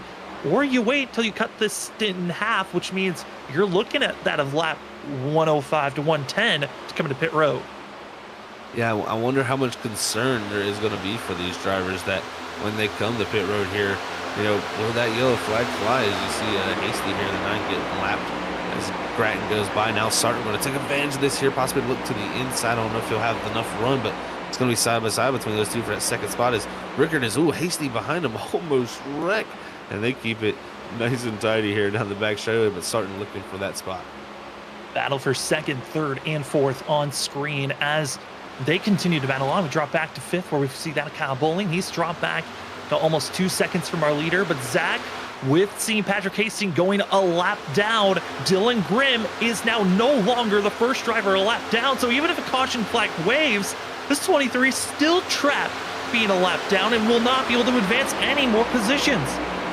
Yeah, that is not good for him. And also, Martin Perry almost getting ready to go a lap down. Aaron Hill not too far from going a lap down to Christopher Wade. So, yeah, this is starting to not align too well for Dylan Grimm, and he's going to need some big races coming into the final two. But the 24 here, Brian Lynch, we're checking him out here in this 16th position. He's got McNally directly ahead of him, but also the driver with the most sets of tires left, it's Will Bustler. And they got to be careful on track because there is a driver with a broken toe length. Randy Cornwell is limping on the backstretch. He broke his toe length coming out of turn number 4, could not make it to pit road. He's now hoping to just make it to pit road and not cause any issues as our lead lap drivers are going to be making the pass by the 22 machine. Yeah, luckily he gets it slowed down. That could have been a big ordeal for these leaders as the way the timing was working out, but Cornwell just not the night he needed as he gets that 22 back down here to pit road. And those toe links, man, they're unpredictable now with that new damage. That was about the 2nd or 3rd time that he's hit that exit of turn 4 wall, and so it was bound to happen at some point. Into pit road also going to be Patrick Hastings to get themselves some service done as the battling for 2nd place goes to that of the 94. As you drop back and see the battling that's happening for that of 7th, Ken Campbell, and the other red machine that we ride on board with, Andrew Hess, going to be with one another as Hess holds on, just grazing the apron on the exit of 4, showing you don't want to touch that apron unless you want to have a handful on the exit of the corner. Ooh, that was a big moment there, Sam, and luckily it hangs on to that machine, and we've seen a few guys have some wild rides through the grass and down the back straightaway with moments like that, but Hess was able to hold on. So good for him, but definitely was looking for more tonight after setting on pole and leading those opening laps. I think he'll come out of here scratching his head. Where did his pace go here? Is possibly that clean air looking to be a little bit stronger than he possibly thought. And also we threw out, when would drivers think about coming into pit road? Well, a couple have already talked about that. Patrick Hastings hitting pit road. Derek Offerman now has hit pit road, but he's made a major blunder on coming in. He overshot and then had to back up and realign the 20 machine. He'll be going multiple laps down after that issue. As drivers, now the question looms, if and when do you come into pit road, as this is the battling for third on screen. Take it back, though. We're going to go back for drivers that are battling for 15th now. That we are, and in the 94 here, Sarton is in second place here as he's looking to close it down, but just not consistent enough lap times there for him. He's looking to close down the weight here in this zone of these pit window opening up, and right here that last time by it was 40 to go for these guys, so it is a good time to pit. But I think a few of these guys may be going to be a little bit scared due to the fact that we haven't had really green flag stops happen tonight. We've had a caution at some point come out right before them, and if you go down too early here, you may be trapping yourself laps down. As Jason Gratton was leading this race at one moment now and under pressure to fall back to fifth, showing the tire wear and tear. Also saw a little bit of a shimmy on the entry of the corner, running over those bumps in the entry of turn one, and still trying to hold on as this 91 machine. Gratton just does not look stable out there on track. Yeah, looking just to hold on at this moment, and maybe just pushed a little bit too hard now as he's dropped back to that fifth position. And it's a tough break for Gratton, who needs a good run. I mean, this is still a great run nonetheless. Now they're getting bonus points. He's running fifth right now, but he cannot burn his tires up too much to push him too far back, because he wants to be able to gain points here on the guys ahead of him. But seeing Bolin pass him is not what he wants to see, because that is one of the drivers ahead of him in points. Absolutely not. But I got to say, driver in sixth place, Brandon Pierce. We saw Brandon Pierce have some struggles. He ducked down, thought that his car was broke at one moment. Zach fell all the way back to 29th position, and once again another scare for the 38, but he's somehow inside of our top 10. Yeah, I was watching his lap times too. He was running quick lap times and really looking to possibly move himself forward even farther up this field, as Gratton was struggling there a little bit. But big moments like that will set him back, and King Campbell able to get the pass done. But here comes Brian Chu in this 11 machine, who is on fresher tires here, looking to make his pass here as he's trying to march his way through these guys after he's already hit pit road. One of the three drivers that have already hit pit road and are good to make it to the end is that of Brian Chu, but the issue is for the 11, 2 laps down before he even laps himself, which once he gets by that 94, only going to be 1 lap down. But the issue looks to be for this 11, just not trusting his equipment as he finally gets by that of Ken Campbell. Yeah, and I tell you what, the driver that they've had a tough time with up front was Wade. When he caught Aaron Hill up there to lap him, he had a tough time getting around Aaron Hill. Cameron Sarton in 94 took advantage of it. He's now got to the lead, and Scott Rickard in the 05, he's right there behind him. So our top 5 all within about a half a second right now. Andrew Hess hits pit road. That is the call for everyone else. When do you hit? Because with the 54 hitting pit road now, could be a massive advantage on the fact that these drivers running about a full 2 seconds off of their fastest lap. Zach, that's the dinner bell being rung. Now, who trails in after this pit stop? That is the huge question, Sam. And like you said, it's almost like the dinner bell has been rung. Is I think you're going to see more and more drivers elect to do that, with especially a driver up in the top 7, top 10 like that. You're going to be looking to possibly defend that undercut from him. But right now, still a few less drivers. Still a lot of drivers out there yet to pit, as Hess is on the pit road right now. And Sarton looking to open up his gap, as that 94 has found something late in this race. He truly has. Over a half a second gap lead over that of Scott Rickard at this moment. Christopher Wade going to be in third. Jason Gratton in fourth. As Zach Kreitz going to be the next driver to hit pit road, but he was battling for that 15th position. Going to be losing not too much ground as the front runners continue to stay out on track. And Zach, with Andrew Hess making that pit stop, certainly now it gives the indication that some of these drivers might not be able to make it. If anything, now the question is, who has been saving and potentially is in that zone to make it to the end? as Cameron Sarton sees the 11 get by him, and we continue to watch the battling for 6th place. Yeah, Brandon Pierce there putting that pressure on still, trying to get by after that big moment, but not able to get it done yet. But Bratton there in that 91 machine, holding in the 4th position, bowling there in the 44. He's looking to close in. Also, he's about a second and a half back from the lead as he's trying to go by the lap car of Aaron Hill there in the 4s. Our top 5 all closing in together. This is getting interesting the closer we get to these pit stops, and it's going to make pit road very interesting as right there Wade and Rickard battle for 2nd. Now Will Bustler into pit road. George Kovacic, who was forced into pit road because he hadn't pit on that last yellow, he had to come into pit road. More drivers starting to it's a small trickle, but we're seeing drivers think about it more and more. Talked about it around that 105 to 110 marker was when I was expecting a lot of these drivers to come in. That of Joshua Robinson now hits pit road as our front runners start to close in on one another. The battling for 2nd still hot and heavy of between those 3 drivers of Scott Rickard as well as Jason Gratton, and also for that of Christopher Wade. They just cannot get away from one another. That they cannot. And I thought Jason Gratton burned his equipment up and was dropping back, and I thought he was struggling.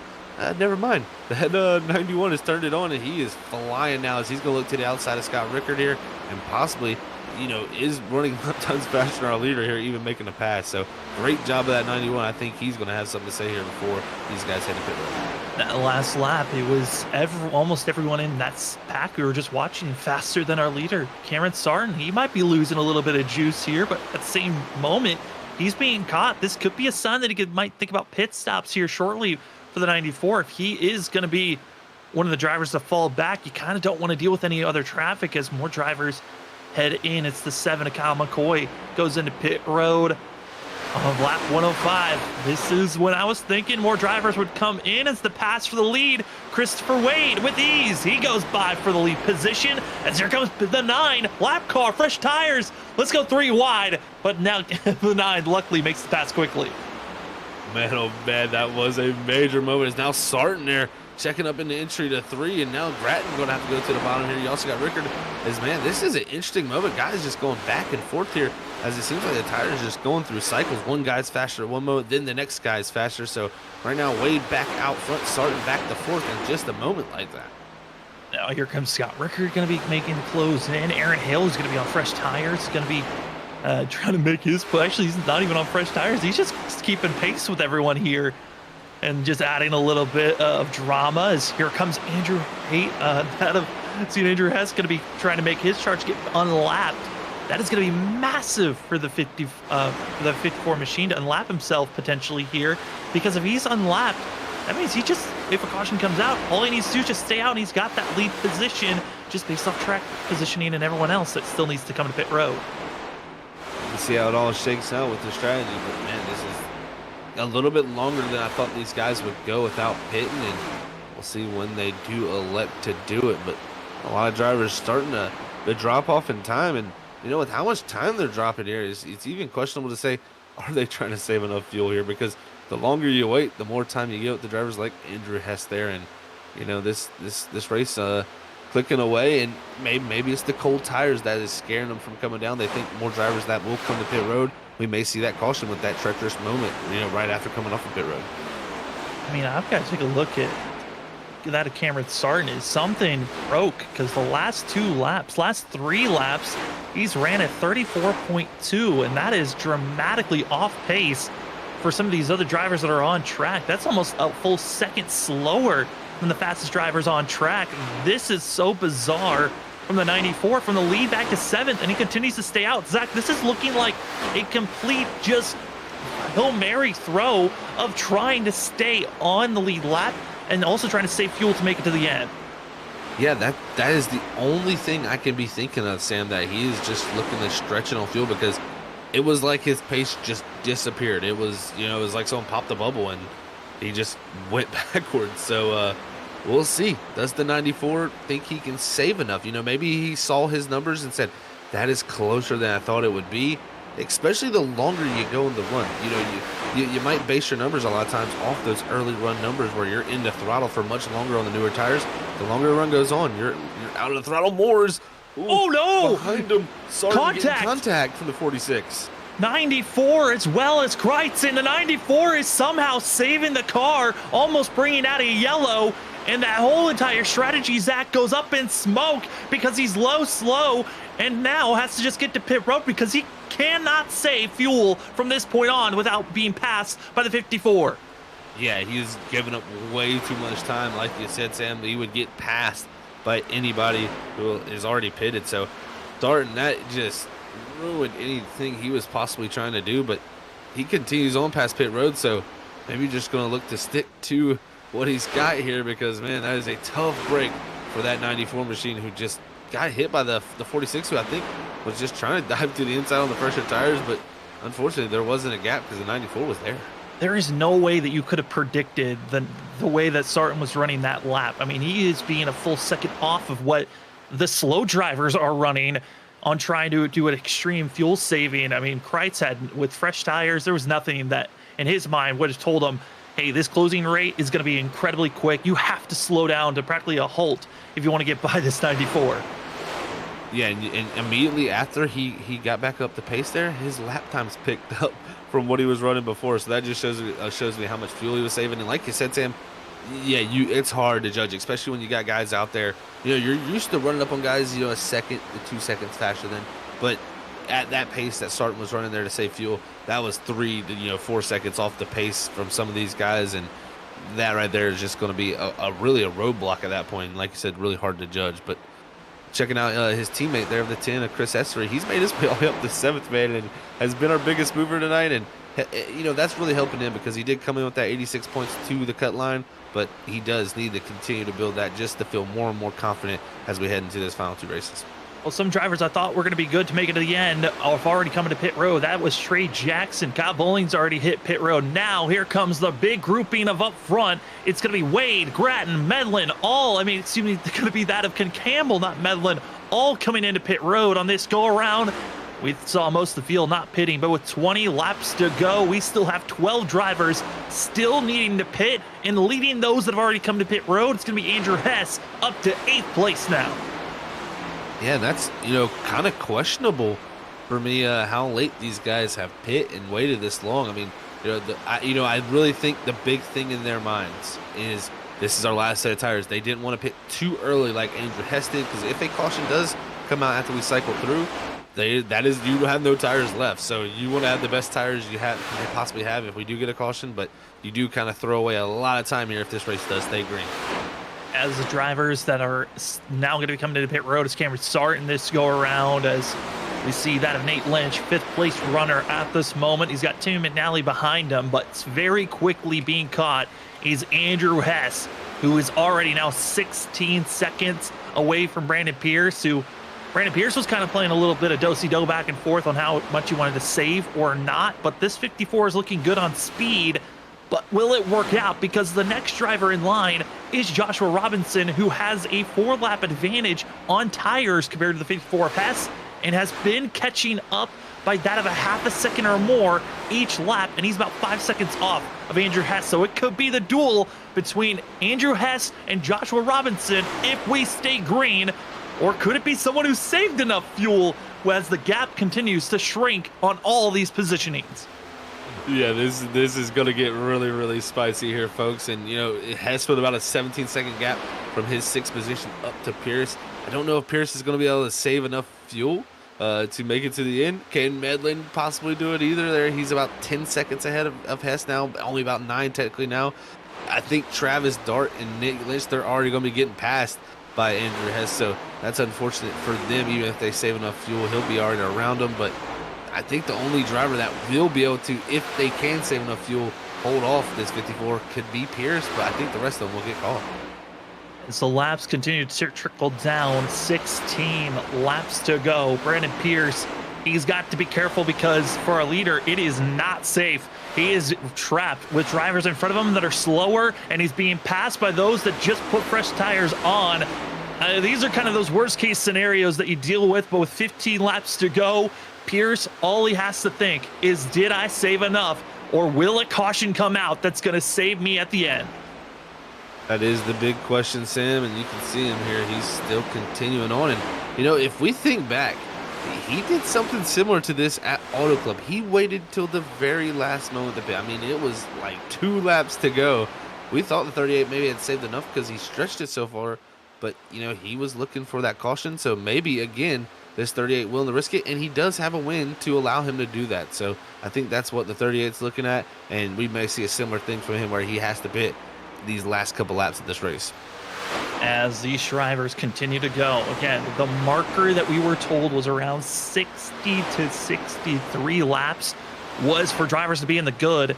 And Zach, since the last time we had a yellow, they are about 4 to 5 laps away from being able to basically be forced into pit road unless they were saving fuel, which is going to be around that of 9 laps, about 9 to 8 laps that they were going to have to save somehow on track. That looks almost as a impossible feat to do, but Pierce, Medlin, and Essery, they're all trying their best, as Andrew Hess is only that of 12.5 seconds off from our leader, as others thinking about pit road potentially.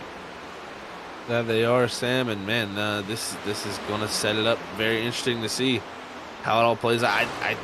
You know, they're still out there. I don't think it's going to be doable. Like you said, it's about 9 laps of what they're going to have to save, and that is almost unheard of, especially during a run without a caution. So we will see how they play it out, but I think they're just looking to maybe salvage a caution, because if the caution does come out, they have a set of tires left, like not the rest of the field, other than Will Bustler and George Kovacic, I believe, is the other driver who would have a set. So you would be well back into the field, but a lot of drivers are going to be laps down with only 15 cars on the lead lap right now.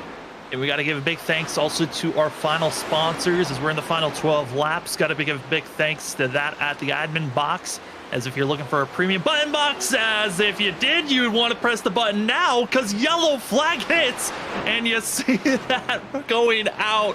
Oh my goodness. And oh boy, it's Will Bustler. Oh no, yeah, the driver that had this extra set of tires, that's not what he wants to be involved in, because his chances were looking good if the yellow did come out, but now going to be involved in it. And watch out here, Will Bustler in the 36 with going to be diving it onto the apron. Here comes Christopher Wade. Wade's got the much fresher tires. He'll go high, but Bustler just simply got loose in the tri-oval, which we talked about how unpredictable this car is. That's one of the smaller places you don't expect to get loose, but it can happen. And Bustler, you see those tires just locking it down, trying not to hit anything, but he will graze the top side. And I tell you what, it might have looked like a decent hit, but looking at all the body work myself on that 36 machine, it is not looking terrible. And don't count him out. He's got an extra set of tires here. He's on the lead lap still. Whew, this changes a lot of different things here, folks. And now going to be seeing those drivers all going to have to come to pit road. 16 drivers were on the lead lap at the timing of that yellow. And a lot of drivers going to take the wave around here, Zach. But we do have that about 8 to 9 drivers that have fresh tires that they can take here. They're going to come into pit road. We talked about Brandon Pierce, that Auto Club win, having the fresh tires at the end. He went with a 2-tire strategy at that moment. I don't think he's going to take 2 tires. He goes with 4 tires, but he'll start in 10th place. Freshest tires. He's in a prime opportunity. Same for Chris Essery, Medlin, Travis Dart, Nate Lynch, all gonna be in a prime position to try to go for a win here tonight, as they're gonna have the freshest tires to go here for a last couple of laps dash, which should be around that the 8 to 7 laps once we go green. Oh man, this is gonna get very, very wild. That is exactly why they stayed out that long. And you know, we questioned it. I was questioning it. You know, you're giving up so much time. It's not gonna play out well if you don't pit soon. Well, that's why you stay out, because the possibility when there's a loose race car out there on the racetrack, anybody at any moment could lose the car. Will Bustler goes around, and this has changed the whole game plan here for a lot of drivers. It's going to be all about aggression and a lot of defense from the drivers up front. You know, Andrew Hess, one of the first drivers to pit, he is going to be the leader, but he is, again, one of the first drivers to pit, so he might be one of the biggest sitting ducks here in this group. Sam, this is definitely going to spice it up for us here in these last 10 laps. Strategy. Well, we were gonna do our reads there just to get him out of the way because we knew we were kind of running out of time. But Zach, we'll try it again to the admin box. Yeah, the admin box is something they definitely could have used there for sure for looking to come down to pit road, because if you're looking for a button box out there, folks, that not only gives you driver functionality, but it also gives you race control functionality, as it's called the admin box. It gives you race control at your fingertips, and again, it has highly visible buttons with LED backlighting that makes, like, again, the buttons super easy to see and able for admins to be able to control the race, not only as an admin, but you also could do it as a driver. So make sure you go and check them out at adminbox.com and use that discount code FFB/BOXX for a discount at purchase. As well, if you want to start getting yourselves into sim racing and you want to have the best sim equipment out there, well, you first are going to need a sim rig and many other items, which you can get all of them at Advanced Sim Racing. Advanced Sim Racing, Bradley, your eBay shop, if you're looking to get yourself a racing chassis or even other digital motorsports equipment, they've got it all. And now, going to have to go over there. If you purchase, go make sure you use our code FreakyFast5 for 5% off. And for everyone out there, man, what a race that we have here tonight, Zach. Looks to be 7 laps to go, maybe even less than that as drivers get the 1 to go indicator. It's going to be a 7-lap dash, but even if you just got fresh tires, you're going to be starting back 10th or worse. At the same time, we've talked about the loose sensation. We've talked about the madness and the handling of this track and this car. It doesn't get much easier. It might just get a little bit harder with this little bit of a dash. That it very well might. I mean, if you're Andrew Hess out front, you're just trying to get the best restart possible here in this 54. If you're Joshua Robinson, you know you got fresher tires than him. You're going to try to get your best restart to have a shot to get out to that lead, because getting to the lead here will be an advantage to try to get out and get away, because those new tires we've seen already earlier when Andrew Hess had them and they drove up through the field. You quickly can make up time. This is going to be a wild one, folks. These last 7 laps are going to go by in a blink of an eye, but we'll see who can pull it off. Now, we know that Brandon Pierce and everyone else behind him are going to be in a huge advantage, but even inside of the drivers that are inside of our top 9, there's also a little bit of difference in tires as well. Andrew Hess is on the oldest one, Robinson's on the second oldest, then Jason Gratton's on some pretty new tires. It's only 12 lap of newer tires compared to those that are going to have a 10-lap advantage behind, but they've got traffic to get through. It's time for us to see how this race is going to get done as we are back to green flag racing. It's Andrew Hess, Joshua Robinson. We're green, as it's going to be seeing those two trying to build the big enough lead for themselves as we thank our sponsors, but we get back to racing action. That we do, Sam, and I tell you what, man, Christopher Wade, he's going to be the one that's looking to make the biggest move through there, as he has got those fresh tires from pit later, but they're wrecking behind. They're wrecking behind, and it's Timmy McNally going to be involved with that one. And the 88 on the fresh tires, talked about how they're an advantage, but could be a disadvantage, as it seemed like he might have been clipped and spun around. As we are under this yellow, and Zach, at the timing of this yellow, we could be being forced into overtime, and if we are, we only get 1 attempt at overtime. Yeah, only 1 attempt at overtime, Sam, possibly here. Jason Gratton jumping to the lead quickly. I mean, just as that happened, it really shook things up, as Hess was sent back to second, Rickard in third, and Wade getting up to fourth. But the new tires really not getting too far up, and kind of like you alluded to, there was a lot of guys who pitted about 10 laps before that caution happened. And personally, with that caution, the cooling down phase of those tires, the advantage is not going to be too much. And with the only short amount of laps, I think personally someone like Christopher Wade sits in a very good position. And we love our sponsors, but Robert, I think we could put Advanced Sim Racing on the shelf as we're ready to get ourselves ready on this restart. As Jason Gratton, Andrew Hess, Scott Rickard, they're looking good. Our top 7 all going to be on those older tires. But Zach, if we are inside of a regulation green-white checkered, or even have our 1 overtime attempt, I don't think there's enough time to move from that of being in 8th place for Chris Essery and 9th for Brandon Pierce to even try to attempt to go to be for this win. This could be between that of Jason Gratton and the rest of the world. I think you're pretty much exactly right, Sam, because unless something here happens on this restart, they got a couple of those guys up front get involved in it, and it opens up the door there. I think that's really only their chance now, and then you get a green white checkered for another restart. But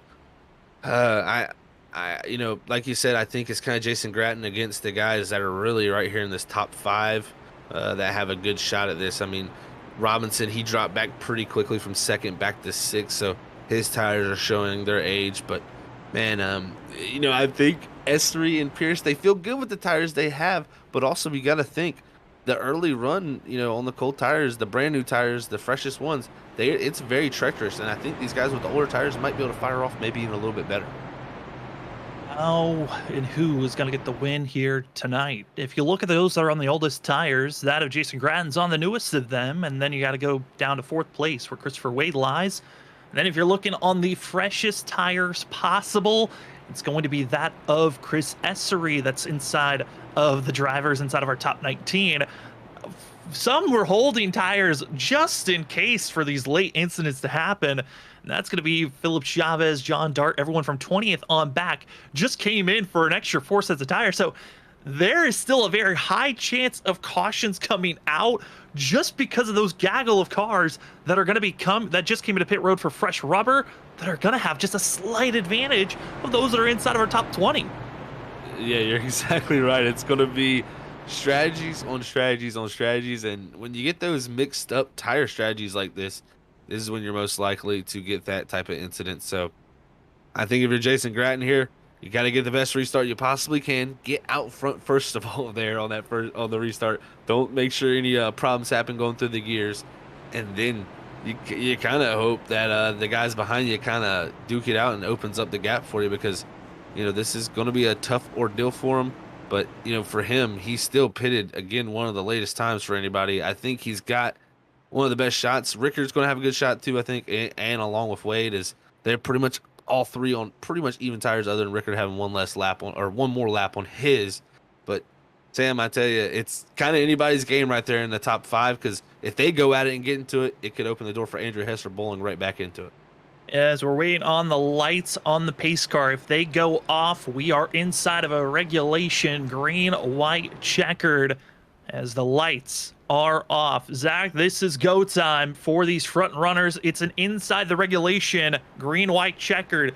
So if we get a yellow flag before we get the white, we will go into overtime, and we're only attempting to overtime, or this race ends right here, right now on this restart. Man, nervous times for a lot of people, especially 2 drivers up front. We talked about them early in the race. They were 1-2 at one point, early in this point, with Hess out front, Gratton in second. We talked about what would change if one of these drivers was to go out there and win. Ooh, it would definitely put a lot of people on notice. Kyle Bowling, I think he'd be saying, man, I need to keep my consistency up, because he would be the driver right above that cut line. And even Thomas Ogle back there in that mid-pack, he's going to have to be feeling very, very cautious. So 3 to go here, coming to 2 to go with a in the regulation green white checker, Sam. This is going to be wild.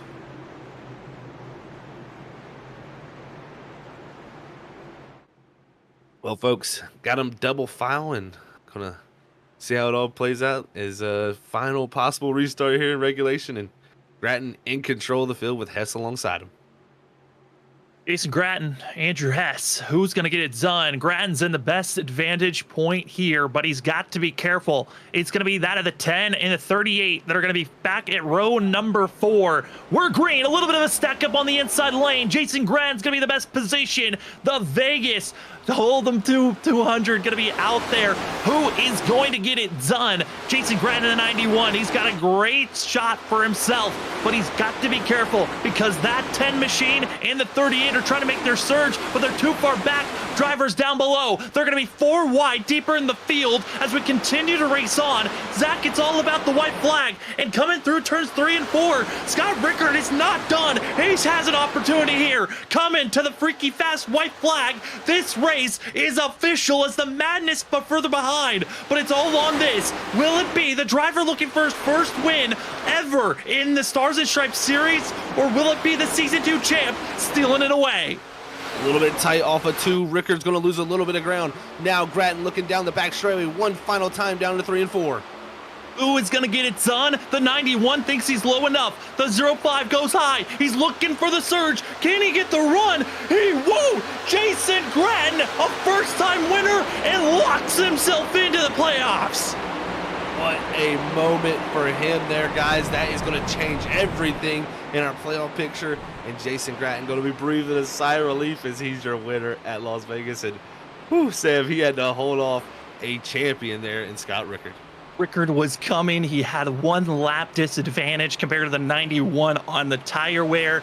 But with the amount of yellows that we had, it really didn't matter that much at the end of this race. But I mean, Zach, this 91 machine, Jason Grattan, you look back to last season when he was a rookie, he was someone that we were kind of comparing to that of Cameron Sarton of, he's got the speed, but can he get it done? And it never happened. He got second, he got third, he got fourth, he got so many opportunities to win, but it had to come at this point. Clutch moments like this put you as a championship hopeful, and the 91 books his ticket to the playoffs. What a moment for him, for no doubt, is like you said, has come close so many times, and it's been those what if moments. What if this went different? What if that didn't play out like this? Well, it all played out perfectly for the 91 tonight as he was able to put this strategy together. And man, what a moment for him here as he's going to lock himself into the playoffs. As we are going to step aside when we come back, it's the post-race show. We'll talk to our top 3 and a special interview with one of our biggest movers of the night. We will be back here in just a few moments, as now, after tonight, 2 more races on who's going to make the playoffs, and we know another driver that's added to the mix. It's the 91 of Jason Grattan. We'll be back in just a few.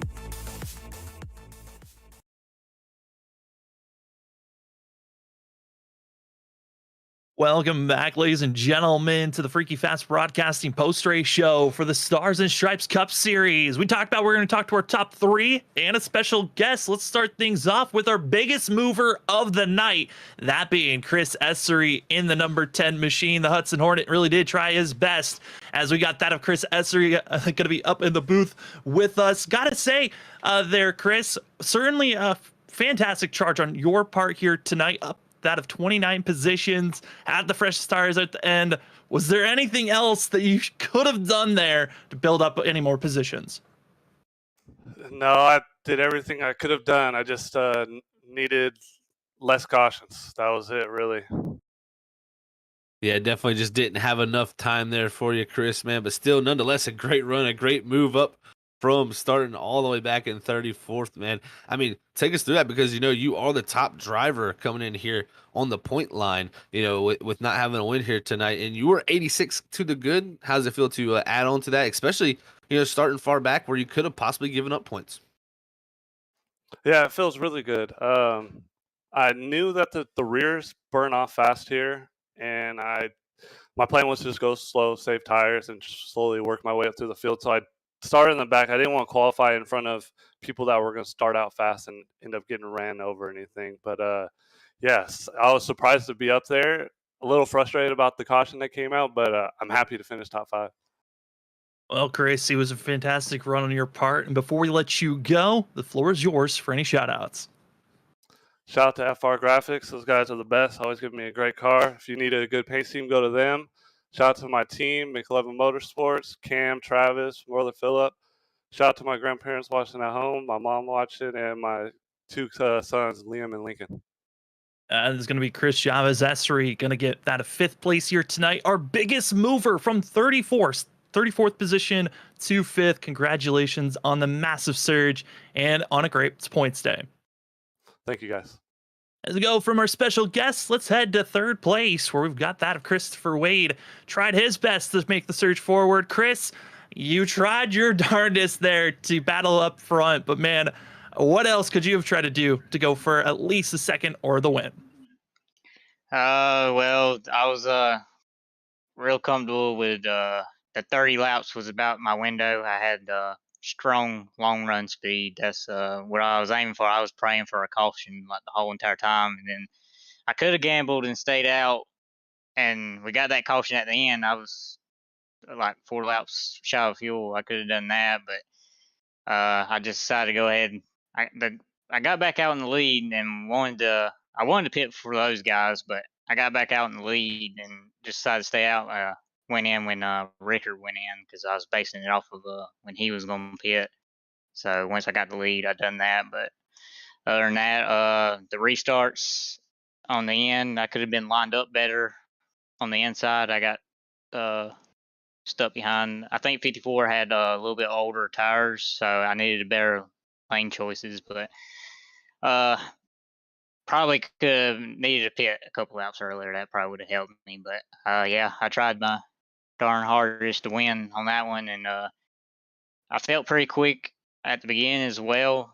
I end up cutting through the grass. I don't know if y'all caught that or not, but yeah, managed to hang on to it and was running top 10 there, and then but the car, it handled really to my liking, so I loved it. It was loose on the long runs, and then I loved it when the middle and bottom groove actually works. So that was helping. I could fly around on the outside if I needed to, but sometimes it was too loose to do that. I was more comfortable on the bottom when on older tires.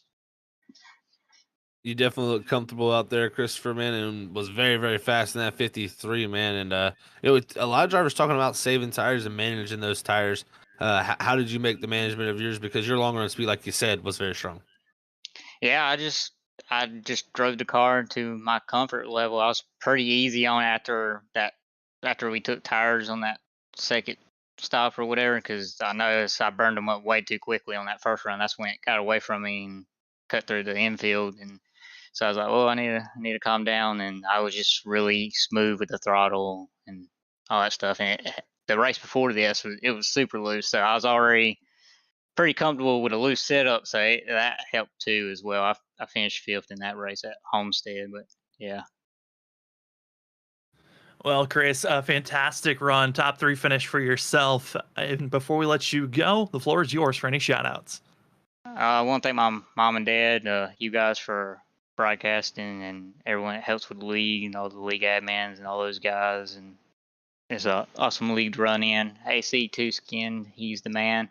I want to thank all my teammates, Ken, Marty, and Ross. He couldn't make it, so he's on vacation enjoying that. So a huge shout out to him. ran the best I could, got third for him. So hopefully he's proud of that. And I want to give a shout out to my girlfriend Chelsea. That's going to be Christopher Wade in the 53, coming away with a third place finish here tonight. Congratulations, Chris, on that, and good luck heading to Phoenix next week. Thank you, man. To go from third place, we head to second, where Scott Rickard, the season 2 champ, tried his best there at the end, but came up just a little bit shy from that victory lane spot. Scott, it's Sam and Zach up in the booth. You almost got it there. How you feeling after this one, though? I'm feeling more confident in the car every week now. Second top 5 in a row for me, so feeling a lot better overall this season, the past couple weeks. That you're looking better too, Scott. I tell you how much. Like you said, 2 top 5s in a row after 5th last week at Rockingham, 2nd here now tonight at Las Vegas. You know, we got Phoenix and Talladega left here in the regular season. How big do you think it is to continue that good form of momentum right there before we start these playoffs? And Phoenix would probably be important, but Talladega, anything can happen because obviously it's super speedway. It's just there, you never know what's going to happen. But I like Phoenix in every car, so hopefully it works for me in this car too. And we hope so too, Scott. Performances have been looking great, and we know you've got your usual people to thank, so the floor is yours for those usual ones. Everybody at the team and my dog. That's going to be the 05 Scott Rickard. Congratulations on a second place finish, and good luck at Phoenix next week. Thank you. As from second place, we go to victory lane for a driver that's been searching for last season and this season, and when it really counts, gets it done. Jason Gratton getting his win and locking himself into the playoffs. Congratulations, Jason, on that. How are you feeling after this one? I'm pumped. I knew coming into it with the set that I was going to have something for him, but you know, with the way cautions fall and just all the strategy, it was going to take a lot for it to happen. And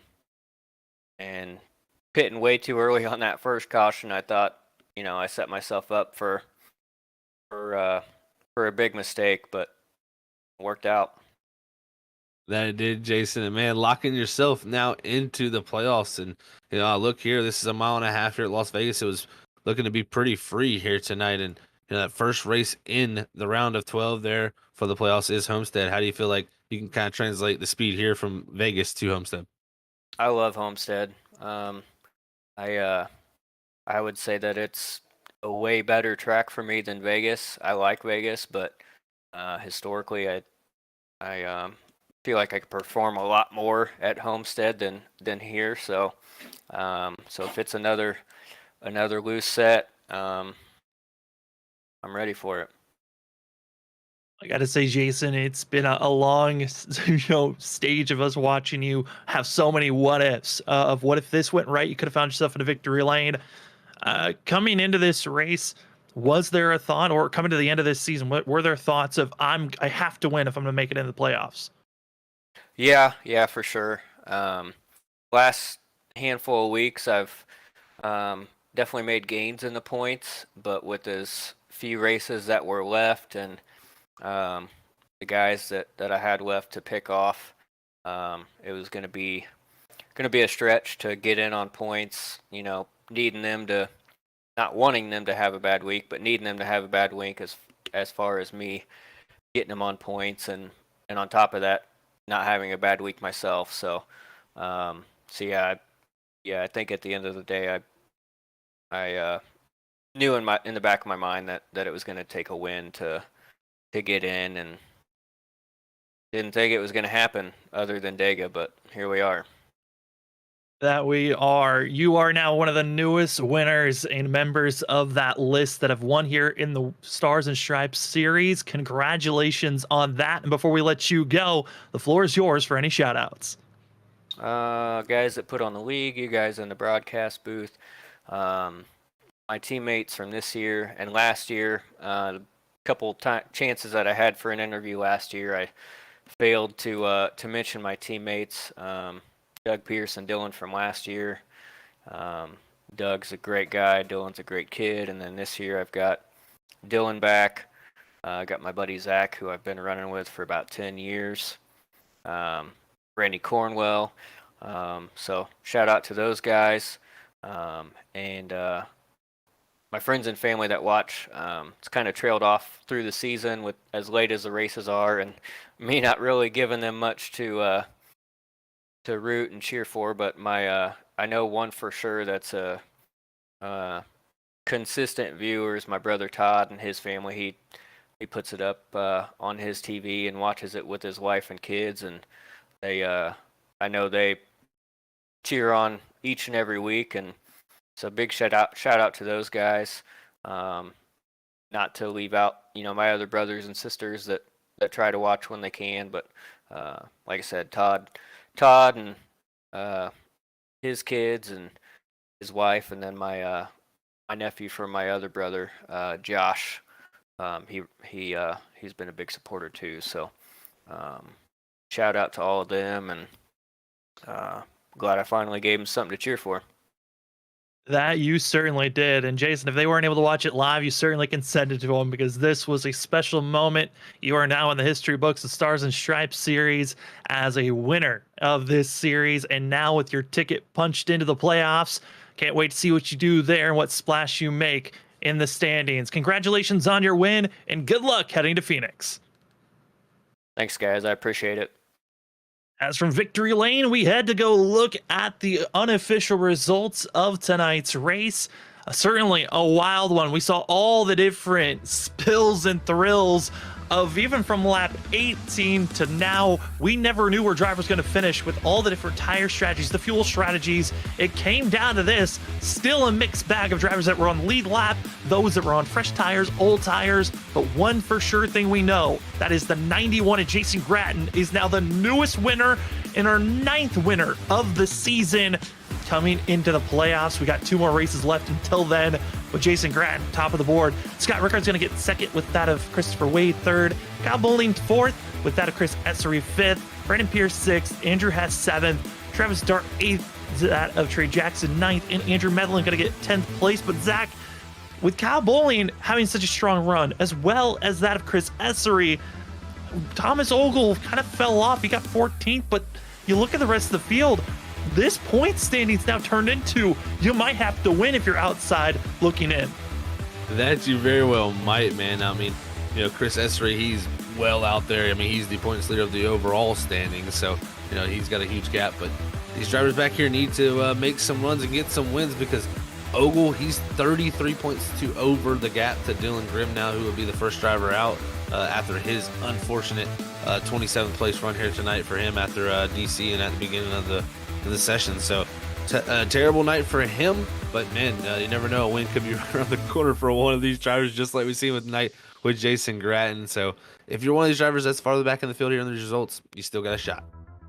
This series always puts on a show, and we're excited to give you the coverage again here on Freaky Fast Broadcasting. We got plenty of other racing action that will be starting up next week on Monday with ISRC Truck Series, as well as seeing the Full Send Racing Series on Tuesday. Wicked going to be on Wednesday, and then we're right back here next week where the driver is going to have to figure out how to tackle that of Phoenix. Zach, 2 more races to go in this season, regular season for the playoffs. What are your final thoughts of the night and getting ramped up for these next couple of races? Yeah, I'm definitely ramped up, if anybody is, because I get to watch this. This is going to be very, very interesting to see who are the final, personally, final 2 drivers who locked in with Chris Essery. Pretty much good to go, in my opinion, with how far he is out heading into Phoenix and Talladega. But man, those final 2 spots are going to be so coveted. These drivers know that all they got to do is get in that top 12 to have a shot for a championship. And with those 2 races, I kind of like what Scott Rickard said. Phoenix will matter. That place is going to matter. You're going to have to go out there and perform, just even if you're a driver locked into the playoffs, because you want to carry some of that momentum into there. But Talladega, that's where you're going to try to help your teammates if you're locked in. And then the drivers who are not locked in, they're going to be trying, a rat race trying to get to that win. So it's going to be a mad dash in these final 2 races. But it's always a great time here at Stars and Stripes, and can't wait to always be back here on a Thursday night.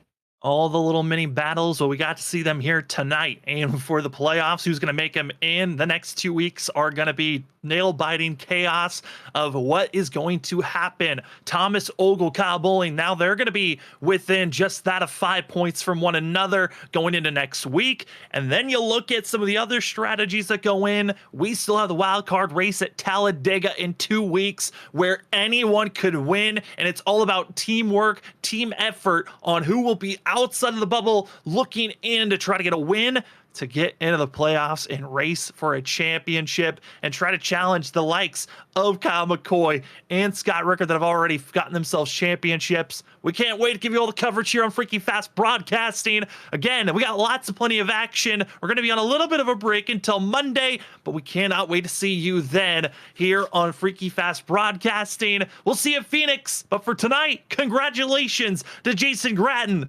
First-time winner of this series, now into the playoffs. We'll see you then, and thank you again to everyone here at Freaky Fast Broadcasting, for myself, as well as for myself, Sam Dyer, for Zach Hall, for Robert Moyer Jr., and everyone else here at Freaky Fast Broadcasting. Have a fantastic weekend. We'll see you Monday. Have a good one.